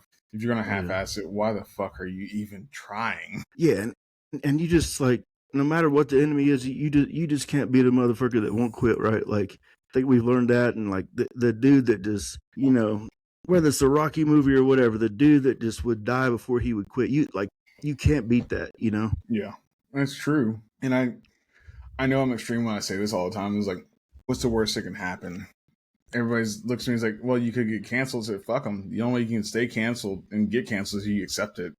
You can still do what you're doing. You can still say what you're going to say, no matter what. Like, until somebody's willing to put me down, like actually put me down physically and make sure I'm not breathing, I'm going to keep doing what I'm doing. Oh yeah. Yeah. So, just keep doing you, man. And like I said, I got faith in you, brother. And I'm glad you're still with us, man. And from your previous story, and man, that's a very deep and dark but true story, and now you're seeing the light of it, man. Is this platform, this podcast that God gave you, Yeah, no, I was trying my best to do the best I can with it, because I know a lot of times I'm misguided because of what I believe in and how I carry it, because I don't think about, certain aspects like faith, like religion, things like that. I just say, it's just a question. A lot of people don't like certain questions. Yeah, and I'm never afraid to say like I don't know, right? Like, I almost got in that sort of situation earlier, but like, yeah, I say I don't know to a lot of things. To my daughter, right? There's a lot of things I don't know that she'll ask me about, but I'll do my damnedest to get her an answer eventually. Oh yeah, that's the best part, especially with raising kids, is when you don't know, that means you have to find out, and that way you know it too. And it's a good, helpful thing that you're learning together at that standpoint. So it builds something else together. It builds not only a rapport, but it builds a bond between you and your daughter. Because there's many times that one of the girls asked me about, like I told you last time, about whales, man. I thought that was going to last for a fucking week, and it lasted so damn long. But I know so many things about killer whales and sperm whales, and it's just like, Jesus Christ, why do I know this? It's like, oh wait, I know why I know this. Yeah, I mean, it's like having a kid. Like, I don't know if I mentioned this last time, but it's not like they come with an instruction manual, right? Like, and you get people, family sometimes, like, people saying, hey, you should do this, this, and this, but like, you have to find out what works for you as a parent, right? And like, and it is that's the fun part of it, though, man. It's like you were saying, anything about whales, and then you go into this deep dive on whales, and I've been down those YouTube rabbit holes, and like, I didn't know anything about Pokemon cards, but now my daughter loves them. I'm starting to learn a little bit about that life. You're gonna learn about these packs and how they fucking do the reveals. And what's a good grade pack and everything like that card. Oh, yeah. You're just gonna be like, why do I? And one day you're gonna see one just out of nowhere, like your daughter's not even gonna be near you. You're gonna see one. He's like, oh, that's a. Why? Man, since we're on this subject of like things that we didn't like but we like later. So I got a funny story. I was in Barger, Mississippi when I was on the whiskey, the W model gunship.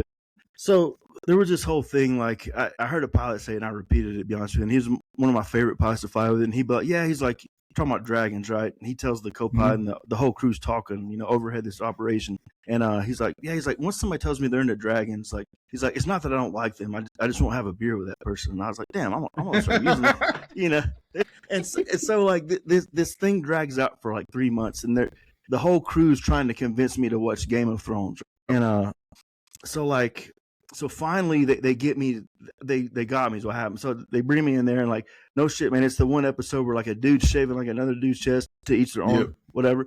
But yeah, I was like, that's gonna be a no for me, dog. And then I started watching fucking I called it Game of Dongs at the time or whatever. Yeah, there was a sex scene all the fucking time. all the time, bro. Yeah, and then I was like, man, when House of Dragon came out, like I would still tell people like, yeah, man, the whole dragon, like I won't have a beer with that person, right? But now I watch dragon stuff all the time, man. And it's just one of those things, like you meet people that open your perspective on things, right? And things that I didn't think 10 years ago were cool, right? Yeah. So I didn't have that for that one. I liked Game of Thrones because I watched it from the beginning, like when it first started coming out, and it was a good time. And I was like, cool. And I was like, man, there's a lot of fucking sex scenes going on here. Yeah. And we're only like episode 3. And this is supposed to be how many episodes? 12 episodes. God damn. And in my head, like, it just prefaced is like, oh, there's going to be sex in every fucking episode. And then we got to the red wedding. And I was like, all right, there we go. That's, look, treachery and things like that. Like when you think about like the old time stuff like that stuff could have fucking been happening, stuff like that. I've been like looking into that, like looking at history standpoints on like, did they get these references like to thought processes from something in history? Because that seems like something like we're gonna have a wedding, everything like that, get together, and then just everybody there get fucking completely murdered, and just like, all right, cool. Yeah, and that's the part about being from Western North Carolina. A lot of the jokes about inbreeding, like man, the royal family really had like inbreeding. You learned, like, you looked that up, like, man, there was a lot of inbreeding in the royals, and I'm assuming that's where that show got that and like okayed that, right? Like, yeah, a lot of royals, especially in history, they wanted to keep the bloodline pure because there wasn't genetics back then to tell them, hey, you're kind of fucking your own bloodline up. But they didn't know that shit. But if their niece comes out with like 6 toes and like weird cross-eyed things like that, or blind, they're like, well, that one's just defective. It's like, no, bro, it's because you keep fucking your daughter. Yeah, it's like I've heard everything about like jokes like, I bet your family tree doesn't fork. I mean, hills have eyes, or shit like that, right? Like, I'm like, yeah, man. Oh, I can't lie. I made those jokes plenty of times. Oh yeah, it's a very common thing in my life. Oh yeah. So I think for me, since we're on shows right now, the one show I won't watch is that Demon Hunters, K-pop Demon Hunters or whatever. I won't do it. And the thing is, like, I enjoy anime and the things like that because, like, it's just enjoyable. But I was like, I'm not about it. They're like, why not? It's like, I don't know. It's just I read the name. It's like, I don't want this anymore. Yeah, man. I've been, what I've been big on lately is the paranormal, man. Like, I don't know why I'm so drawn to that, man. Like, I watched the Conjuring: The Last Rites. I couldn't sleep for a fucking week after this, right? Like, but I'm intrigued by that shit, right? Like, and it goes back to like the curiosity of, is like this stuff real or not, right? And they have all this technology now, but it's very intriguing, that the paranormal in general, especially like in Appalachia, there's all these things like don't whistle at night and all this other stuff. Skinwalkers, things like that. Yeah. Oh yeah. See, I don't want to say I don't believe in it, but for me, I have to see it. I have to actually experience it, kind of thing. There's been many times somebody's like, "Oh yeah, I've seen a ghost. I've seen this. I've seen like anything." I'm like, I don't see it. I haven't seen it, and I haven't experienced it. So I can't say you're lying. I can't say it's not true. But for me, I have to actually be there to know it. And somebody said something about like, would you go to the Conjuring house? Like, sure, why not? It's like, yeah, you're crazy. Like, why? Because it's one of those things I just don't want to deal with. Like Like, it's one of the things I'd rather know. It's like, cool, if something happens, I'm like, all right, cool, I can say that's fucking real, or I can say that works. It's not one of those things I just like harp on like that, and like UFOs and stuff like that. So somebody's like, well, why do you say that might be real? It's like, because think about it, man. So we're in 2025 right now. So there's a lot of things that in our own time history and past lives that were already created, but because it wasn't documented in the times, like we just recreated the wheel. And sometimes it, like there was hydraulic presses back in like I think it's Roman or Greek time, and it took to the Industrial Revolution side for it to work like this now. Again, so it was done like so long ago. That things like that is like, what else in our own history do we not know about? Like, there might be aliens, because guess what? We're alive and we're here. It's like, so you're telling me in the vast, so many different universes that we can see in telescopes and stuff like that, there might not be any life. That's just weird, Yeah, and like with aliens, like I went down the whole Bob Lazar rabbit hole. You name it, man. I've been YouTube that for days, and it is very intriguing. Like I want to, like you said, I want to believe. So I'm gonna contradict myself here a little bit, but I want to believe so bad, right? Like I want to, but like you said, seeing is believing sometimes. But at the same time, 2,000 years ago, there's this carpenter that was the son of God that died and was resurrected. I believe that, and the only thing I can equate it to is just the spiritual feeling of that, and like, it's very possible there's aliens, right? I mean, this now in my mind, I'm thinking, why would God create this thing that's still growing as we speak, right? Can't even fathom how big the universe is, and for us to be the only life form. Yeah, I don't buy that answer either. I want to believe, but like you said, I would need something. Yeah, it's one of those things. And somebody's like, why haven't they visited us? I'm like, maybe they did and said, fuck this place. Because have you seen us? So what do you say? We have to put warning labels on things that are self-explanatory. We have to tell people, don't eat Tide Pods. We have to tell people, don't drink that fucking water, because guess what? It has a toxic sign on it, but we had to put another sign in front of it to tell them about the toxic sign. Like, no. I'm probably sure they came here and saw us like, yeah, we're just never coming back here ever again, because this is a bad time. Yeah, I think we all lost a little bit of hope in humanity when people were just eating, Tide Pods like chips or something, man. But it's interesting, man. And another thing I've thought about, like, 2,700 flight hours, and I've never seen anything that I can't explain. Like I don't know, there's these different pilots, fighter pilots usually, that there was a whole Senate hearing on it, I believe, right? Yeah, the government came out saying, like, yeah, there's aliens or there's UFOs, things like that. I was like, I'm looking at it, I was like, why did you say that now? Yeah, it's like, weird. It's like, so what's going on? Because I know a lot of people say all the time that the government won't lie to you. So the government lies to you all the time. It's just the fact that it's compiling information and only certain people have access to it. Is because there's so much stuff going on that you don't see the big picture, because you gotta deal with your own life, deal with your community, then deal with your work life, and then deal with the rest of the world on top of that. So how are you going to navigate that yourself if you know everything? It's like, I get why there's limited information for a lot of things, but like saying that out loud like that is like, that's crazy. Just say it. And then make people look fucking stupid for years, saying that there's aliens involved, the aliens and stuff like that, and then saying, no, they're not telling the truth. So why is it okay now to say that? Yeah, and it's almost like they're testing the water a little bit. Like, like I think that the whole New Jersey, the drone, remember all that shit that was going on with the drones? Like that, that's crazy how that just like went away. Like, oh yeah, it's just drone enthusiasts. I'm like, man, that was a lot of weird things out there, bro. Not even that, the fucking train of explosives that said they leaked the whole trip. That leaked or was fucking missing when it got to his destination. It's like, how does a whole train full of explosive materials just leak out, and you said there's no trace of it, or it just went missing? It's either or. So that's shady. And I think it went away. The story went away. It's like within like a week and a half. Yeah, and it's one of those things too, like working with explosives, like how accountable those things are, right? Like, if one round goes missing, like, it's an insane thing to go through. But like something like that, you're like, this, like you said, a whole train, and it's just like, oh yeah, what are you talking about? Yeah, like, oh, it's gone. Oh, it just got dispersed or that. It's like, yeah. So I know for myself, and I've seen it before at Camp Lejeune.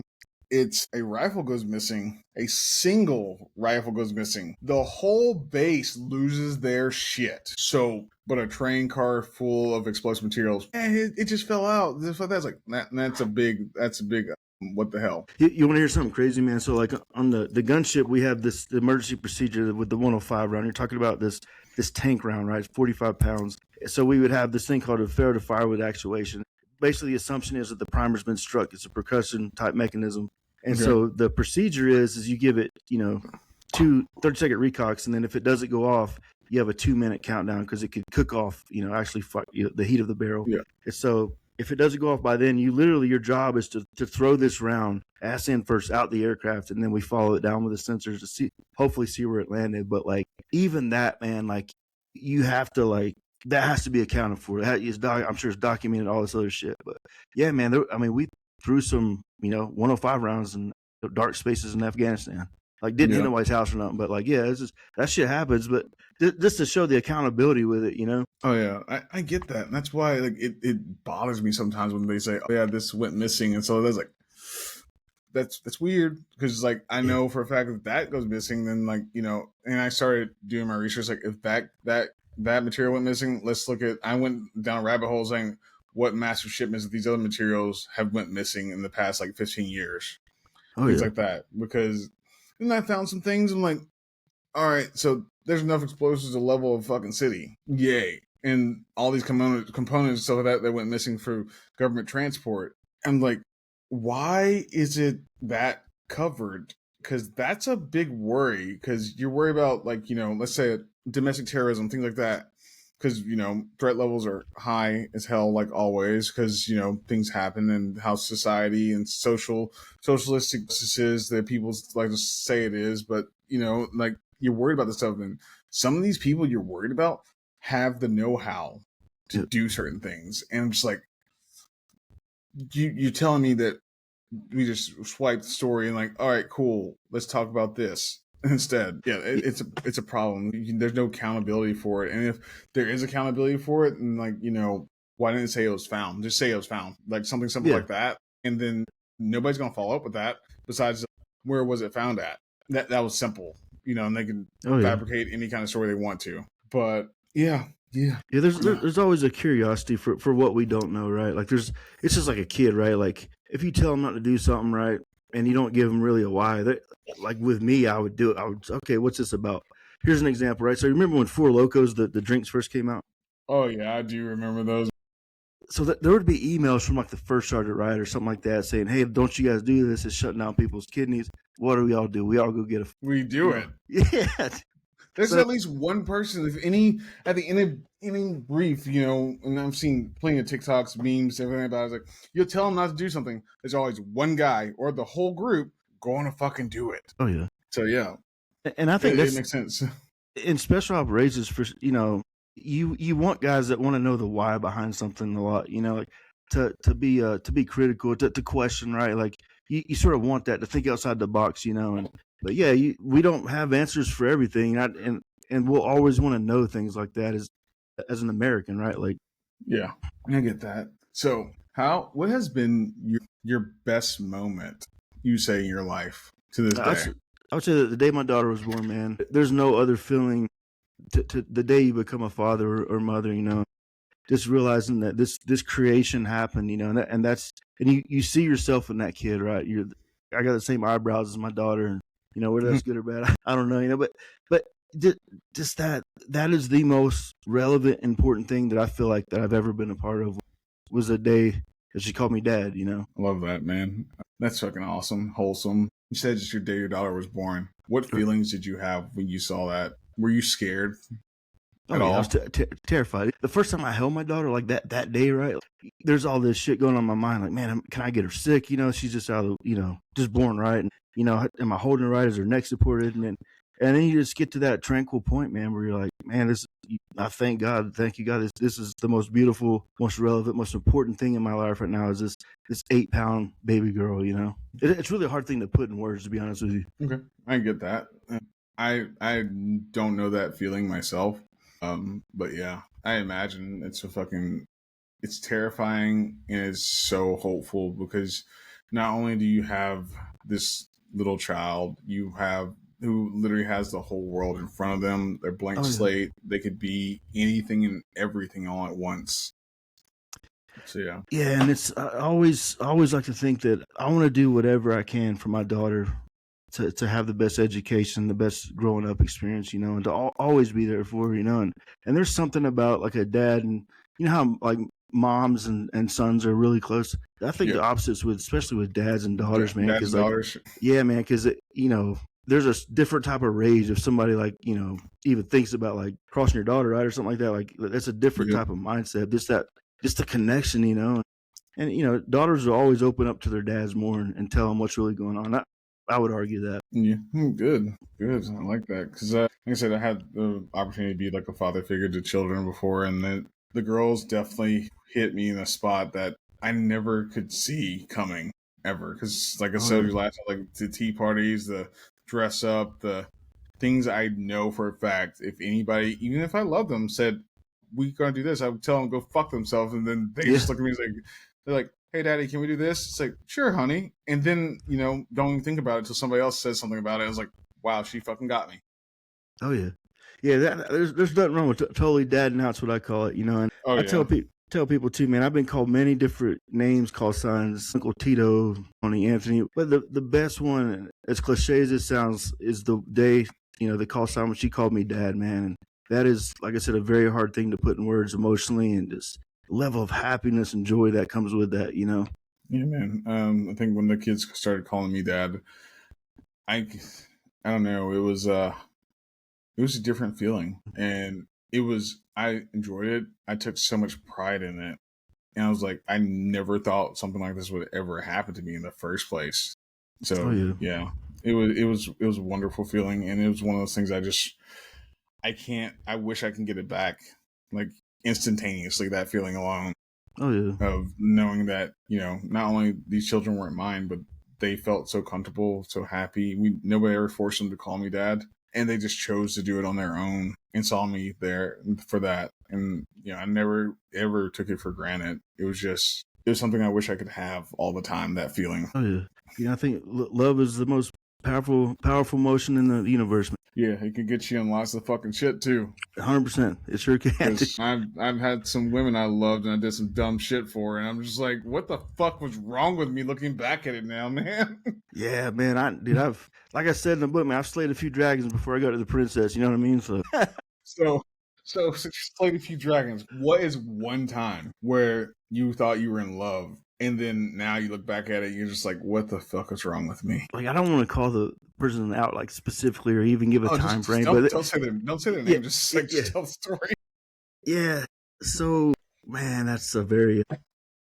I'd say definitely, 3 or 4 years before I met my wife, and there's this girl, and like, you get to the point where you get to that point where you're crazy, right? Like crazy type of love. You do anything for them, and you realize like it wouldn't be reciprocated, right? Like you scratch my back and I won't scratch yours type thing, and just, man, you name it, and like just a level of crazy, like with trust and like, hey, what is she doing right now? All this different shit, like I'm deployed, all this stuff, right? And realizing that is the worst situation I could have put myself in, and that it wasn't love, is that sort of realization. That's a hard thing for a man to do, is to face that fact, Yeah, I know that, man.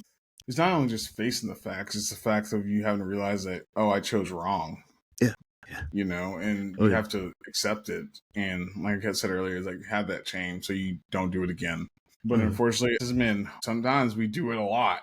Yeah, we know better, because we look at it and we're like, this one's going to be different. I know better. And then you look at the trends like later on, like never when you're in the relationship, like your friends can tell you about it, like your family can tell you about it. Hey, we see this happening again. And you're like, no, it's not the same. They're not doing that. And then we look at it like later on, like, son of a bitch, I did it again.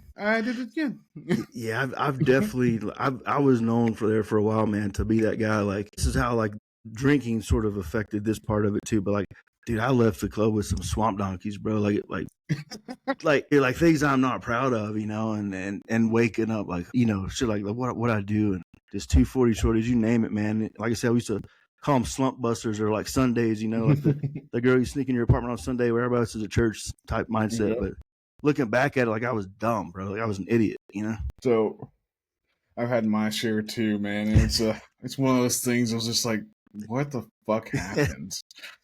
Especially you wake up, roll over, you're like, Oh, hell no. Yeah. And it's worse. It's the worst feeling. And I know people say no, it's not, but it's the worst feeling when it's not one of those swamp donkeys on that, and it's somebody you're really close with. Yeah. And you say to yourself, like, I won't ever sleep with them, blah, blah, blah. And you look over, you're like, fuck. Yeah. What's that saying? The moped situation, right? Like they're fun to ride to, your friends catch you on one, or some shit like that. We used to say, but something like that. I was always calling those motherfuckers. No, man, that's not one of those things, man. I'm not proud of it. I'll say I'm not proud of it, but it happened. I was like, I can't do nothing else about it. Yeah, that was I put that in the book, and like I'm sort of glad I did, because like you realize more people have been in that exact situation, you know. Yeah, my guy friends, some I'll say them out, Jimmy and me, like, you know, me, him, and everybody call him Bulldog. Me and him look at each other like, yo, how the fuck did we get this short end of the fucking stick? You know, like Jimmy's not married, has full custody of his son, and never, you know, didn't have like relationship problems of like that we usually have. And he's like kind of smarter than you. And we all looked at it, we all thought about it. I was like, you're not smarter than us. We know that. You've seen your lifestyle kind of thing, you know? Excuse me. And then he's like, yeah, but look at where I am. Look where y'all are. I was like, fuck you. That's all I can say. I couldn't even say he's wrong. Just fuck you. That's how it always is too, man. But them slump bushes will get you. Oh yeah. This one time, man, like this is back when I was married. I think it was 2012, 2013. I had this brand new pool table, freshly felt. I'm always going to bring this up, and I know he's going to laugh about this, but just felt, had a get together at the house. Of course, we're drinking and this and that. My wife at the time looks at me and he's like, hey, the garage light's still on. And it was upstairs garage to it. Yeah. And that's where the pool table and stuff were. I go up there and I see Jimmy going to town on this girl. And I'm just like, whatever. And close the door, go back in. And my wife bitched at me for like months for getting that pool table, saying I want to get that pool table freshly felted because I just wanted it nice. And didn't tell her about it until the next morning. Told her about it the next morning. She lost her shit. Oh, yeah. And it's like, don't tell them. I'll deal with it later on. Told him about it. Actually, I didn't tell him about it for like months at the time. I told him about it months later, and he's like, I don't even fucking remember that, man. So yeah, you were drunk. He's like, yeah. He's like, did she? And his thing was she cute? I was like, man, fuck you. Yeah. So Jimmy's bringing the ruckus, as they say. Always. He's always bringing the ruckus, man, no matter what. He's one of those guys that's always had my fucking back too. Like, oh, yeah. We met in 2011.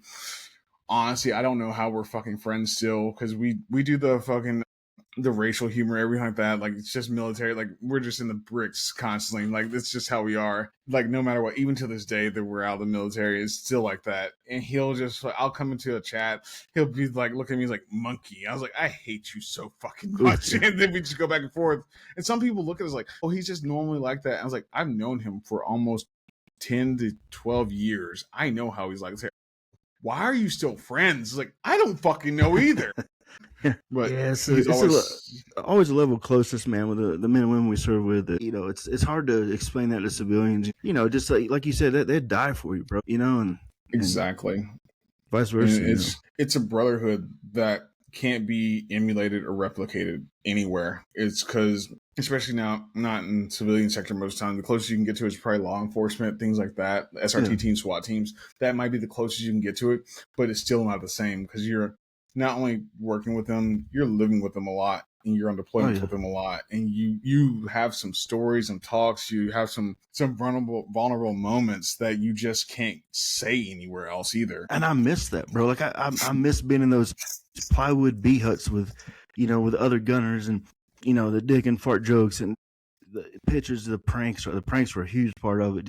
I miss all that camaraderie that I could never even put that in words, really. Yeah. It's hard to, because no matter how you explain it to people, they always say, I know what you mean. It's like, you have no fucking idea. Because I say, really? So yeah, okay, cool. Can you not only be there for your best friend, give them the worst time ever, and still always, no matter what, have a dig on them that's going to live for years and years and years, probably forever. Oh, yeah. And I've always realized that if someone wasn't messing with me, right, or vice versa, like, that means that person didn't like me, you know? I tell people all the time, like, look, if I don't make fun of you or jab at you or something like that, that means I don't fucking like you. Oh yeah. And like they're like, and somebody said that's so mean. It's like, yeah. And looks, I couldn't help it. What did I fucking say? I said, don't be such a sensitive little bitch. Literally, like, not the world's not sunshine and rainbows. Literally, you know, fucking just speak of the devil. This motherfucker just texted me, said monkey, just out of nowhere. Jesus. He's like, you have that. So what? So we know there is a line. So yeah, and we're gonna cross it because we know each other and we need that. It's tough love situation. You know what I'm saying? Oh yeah. It's a good thing to have because then you know when it gets serious, you have those people there. Yeah, that's the ones that give you the shirt off their back, bro. The ones that are real raw and just truthful with you, bro. And like, you know, the best feedback I ever got was negative feedback towards me, you know, from a really good friend and evaluator, whatever the case was. But yeah, that's true, man. And it's a good thing to have that because I go to Jimmy a lot. We talk a lot personally about some stuff that I don't tell some other people about because he understands I go extreme and he'll make a fucking fucked up joke with it because I say the word raw or say something like that or anything crazy, and he'll make a joke out of it, and you know, we'll laugh or we'll banter back and forth and call each other everything, and then we'll go back to the serious talks and stuff like that, and it'll be great. But I do, and I know this, a lot of people can't handle that either, having that real raw feedback, that real hard critical critique of, like, you know, what they see. Oh yeah. And I tell people all the time, like, look, I ask for it 24/7. I'm like, what do you mean? I don't care if I'm low. I don't care if I'm on a high. Just say it, because that way it's all in the open. There's no thoughts in the back of your mind. There's no, oh, I forgot to tell you this later on. Just say it. I don't care how it comes out. I don't care if it comes out rude. I don't care if it comes out like positive. I don't care if it's like the worst thing in the world. Like, I'd rather know than not know. Oh yeah. Yeah, because then you're guessing, right? And you're like, you know, that's one of those things I've learned is like study failure, man, and just study it to the point where you fix it completely. You know what I mean? That's a hard thing to do with a lot of things, but to accept failure and to love it, you know, because I'm not going to do that again, right? Or something like that. I get that. Let's close this up. Cool. All right. So I have some short-ended questions here. Simple, not like my normal questions. It took me a long time. My buddy Crow, I was like, what do you think of these questions? He's like, those are so much better than your normal questions sometimes. It's like, why? I said, because they're simple thinking and everything. But I was like, yeah. He said, and I literally made the comment myself. I was like, yeah, and you're probably laughing because how long it took me, because I can't do short questions like that. Gotcha. I think I got to sneeze. I don't know yet. I guess not. Cool. So we talked about legacy, right? Right. And said how you want to be remembered. For your daughter, when you die, what do you want her to remember the most about you? That I was present. That I was 100% present in her life, you know? The good, the bad, and the ugly. Do you think there's anything you need to let go of in your life that you haven't done yet? Learning how to forgive is a hard thing for a lot of people, and especially me, you know? So to learn forgiveness and to move on for certain things. Okay. And how will life be different if you actually did that? It'd be a lot more different. Be a lot more at peace with certain things that have happened, and you know, I haven't got into them. But yeah, just forgiveness is, in a way, it's a peaceful thing when you accept it. Okay. And what do you believe your greatest asset is, and why? I would say that the perseverance part, you know, and just to realize the fact that, like, I'm going to fail. I know I'm going to fail. I'm going to study that failure, and I'm going to get better, you know. And I think that's the best part about New Year's is, you know, to each year become a better man, right? It can be, but we see it all the time because people do New Year's resolutions all the time, and it lasts 3 months, and then it just doesn't. It just goes nowhere, and then the next year they do it again. Oh, yeah. But it's the perseverance, it's the stubbornness, it's the I'm going to do this anyways. That needs to happen. Okay. And the last one, this one's from Crow himself. If money was in no way an issue, what new project would you start? What new family things would you do? And what's stopping you from starting to lead towards that? I would create a Netflix series based on different branches and different jobs in the military, and also these uncommon jobs like, you know, policemen, firemen, stuff like that. And each season have a different job, if that makes sense. It does make sense. Have you heard of Vet TV? Yeah, that's an awesome show, bro. Yeah. Because you want to do that, but to be a Netflix show, you're going to have to cut so many things out of those things. You know that. Oh, yeah. So it's like, is it, from my standpoint, I know I'm probably shitting on it, but it doesn't seem worth it to do it for a Netflix thing. because you want them to get the full spectrum of it. You want them to actually understand everything about it, everything from the jokes, everything like that. Like most people, like when I say like slave cables, they don't understand what they like. Oh, that's rude. It's like, it's a term. It's for these, you know, or a donkey dick. You know, they look at it like, what the fuck is that? Yeah. Like why are you doing that? It's like, no, not a real donkey dick. It's what we call this. Yeah, whatever platform that would be. That's a good point with that. I never really thought about that, but some sort of platform like that, you know. Yeah, it's probably had to be an independent one, which means short side is finding an angel investor that wants to do it, believes in it. Most likely a veteran. Not gonna lie, most likely a veteran. And then finding people who doesn't mind being out there, because as you know, most vets tend to just not want to be involved with a lot of people, like things like that, because they just don't want the attention, just want to be at peace. And the ones that do have the knowledge of it tend to not want to share that knowledge, because they know that people will ask them, well, how do you know that? Yeah. And it opens up a conversation they're not ready to have yet. Oh yeah. Yeah, that show's pretty wild, man. It's funny. Okay. All right. Let's talk about some family questions for you. What is your wife's greatest strength, in your opinion? I would say patience with me. Like patience is a big thing, you know. Okay, good. And have you told her that recently? Not recently, to be honest with you, but that's a good point. I most definitely will. Yeah, I was thinking about that. I was like, you know, I might ask some more family stuff, everything like that. Let's figure that out a little bit, you know? Yeah, I'm glad you asked me that, actually. Yeah. What do you think would make you a better husband for your wife? Better husband for my wife. I would say doing more than I do, you know, whether it's, you know, I realized from years, I'm going through this transition, right, where she was a stay-at-home mom for years, right? Now she's a teacher and she's getting her master's and stuff like that. And it's to pick up what she had been doing for me for all these deployments, all these years, and to meet her halfway with something as simple as chores, right, or something like that. And yeah, just being more present with her too. Okay. Oh, excuse me. I drank too many C4.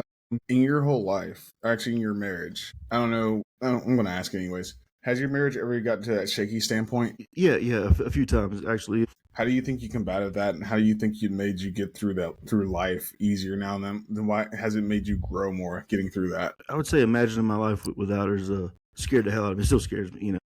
Yeah. Okay. So how do you think that's helped you grow, going through that shaky patch? To learn what those, you know, things that could, you know, cause that, but could lead down that rocky road, to get almost to that point, right? To stay away from, you know, you learn during a relationship what to stay away from and stuff like that, and what their pet peeves are, what their quirks are. Yeah, paying attention to mannerisms and everything like that.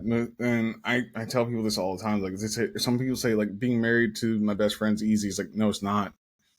What do you mean? It's like, because not only do you have to know how they are, you have to learn their mannerisms. You have to learn which ways they're growing and things like that. You know what I mean? So not everything stays the same, because I think the false pretense when you get married is it's always going to be like this. It's always going to, you know, be this simple, because, you know, when you're dating, you know, it's mostly fun, you know, when you're dating. Then you get engaged, start to get a little serious, but you're still having fun in some way, shape, or form. Because if you're not, then why the hell are you engaged to them? Yeah, I think laughing is a big part of that, and just man. But marriage is work. A lot of people don't realize that. You know, it is 100% work. And what's one way that you think would help anybody that's going through a rocky patch right now with their marriage? So I know you said one way, but I actually got asked this recently. But the two words that I would say would keep that from happening would be trust and respect. Because if you don't have those two in a relationship, you got nothing, right? That's true. From your own standpoint, what does trust actually look like? Because a lot of people think it's being honest, and I say no. I say for that, I think being transparent is more important than being honest. Because if you're transparent, that means you have foresight. That means you're thinking ahead. That means you're telling them before they even ask you the question. Because everybody thinks it's the same thing as being honest. It's not. Honesty is answering the question honestly. But transparency is like, hey, this is what's happening here, and this is why, before they even get the question to ask that, so you can't put doubt in their head, so they know already that I have trust in this person. Yeah, I think it takes away the empty space, you know, the transparent part. Like there's no guessing with that, right? Like they trust you to hang out with your friends or do whatever the case is in people's life, and they know that you're going home to them at the end of the night, right? Exactly. So, hey, when's the last time you had a guys' night out? Like you said, hey, I want to go hang out with the boys or anything like that. Yeah, so that was actually at that probably the Panthers game, and it was my brother-in-law and his son. You know, it was actually a really cool experience. He ended up getting gloves from number 97, I believe it was. But yeah, just that was probably my version now of a guy's night out. Like I don't hit the clubs up no more. You know, bars and all that. I figured you don't drink anymore. Yeah. You know, it's like, man, like I haven't thought about that a long time either. But yeah, man, I haven't really I don't know, even put myself in that atmosphere in a long time. Yeah. I think for me, it's the closest thing to that would probably be my going away when North Carolina when I left there. And that wasn't really guys' night out. It was just all of us going to the bar to go dance and drink and then leave. Then I'm leaving in the next 2 days. And I had a great time, but I haven't done anything like that, since March. So yeah. It's funny, we get older and what we think's fun, right, and prioritize and stuff like that. Oh yeah, for me, what's fun is doing this right now. This playing games, talking to people, and that's about it. Like, because everybody thinks it's crazy. Like, you can't find that much joy in doing this. Like, you find out, you get to talk to people, you get to learn about who they are, you get to learn their life story, you get to figure out why they made the choices they did. You get to figure out every part of their landscape, like bits and pieces here and there. And then if they're repeat offenders like yourself, then you find out more. You dig more, you find out more. And then on top of that, you might have a great bond with that too. And develop into a good friendship, things like that. So that's why I like doing it. Cause it's as much as I do isolate, I do enjoy having bonds with people and getting to know them and learning things and figuring out why, because there's a lot of choices I see people making. Like in my head, it doesn't make sense, but for them, it does. Yeah, it's fun too, like you said, because we've talked about everything from UFOs to dragons to slump busters, and you know what I mean. We've hit it all tonight, and I've always been intrigued by the unknown, and the sort of things we were almost going down that rabbit hole with, UFOs, or what is consciousness and stuff like that. Do we even know what that is? Humanity, little things like that. I could talk your ear off forever, Dude, whenever you want to, you got my number. Oh yeah. Yeah. So since you're a man of faith, I know we're bouncing around back and forth, but I wanted to do this tonight like this. Yeah. Since you're a man of faith, what's one lesson you want somebody that, like myself, who isn't actually strongly a man in faith in the Bible and stuff like that, what's one lesson you think I should learn that you think I could take home with me all the time? I would say that we're all, and I'm going to say the Bible here, but it says all have sinned and fall short of the glory of God, right? I would say that Jesus knows we're all sinners and we're not perfect. And that was his whole reason for being, is to know that someone loved us that much that they gave their life for us and then rose again. And that's our bridge to heaven. That with that is the faith that everything is going to be okay. There's a certain peace and joy that comes with just knowing that fact, Yeah. Okay. Tony, I want to thank you so much again for doing the round 2 with me. There might be a round 3 with some other veterans. Just let you know that. Then we'll figure out the schedule it every once in a while, and we'll probably have a couple fucking stories that probably shouldn't go out on the internet, but we're going to do it anyways because it's me. And we're going to have a good time, man. And I just want to thank you so much for your time, because that's the most valuable thing to me. Your time, getting your perspectives and getting your thoughts and everything about you. Everybody make sure to check out Moonchild. It's on Amazon. It'll be linked in the bio like always, and there'll be a picture thing floating up somewhere around here. But yeah. Thank you so much, Terry, man. This was a really fun one, man. I appreciate you even inviting me back, man. It meant a lot to me. So thank you, and thank your audience for listening and the questions, all that good stuff. All right, dude, I appreciate you so much. I hope you have a good night.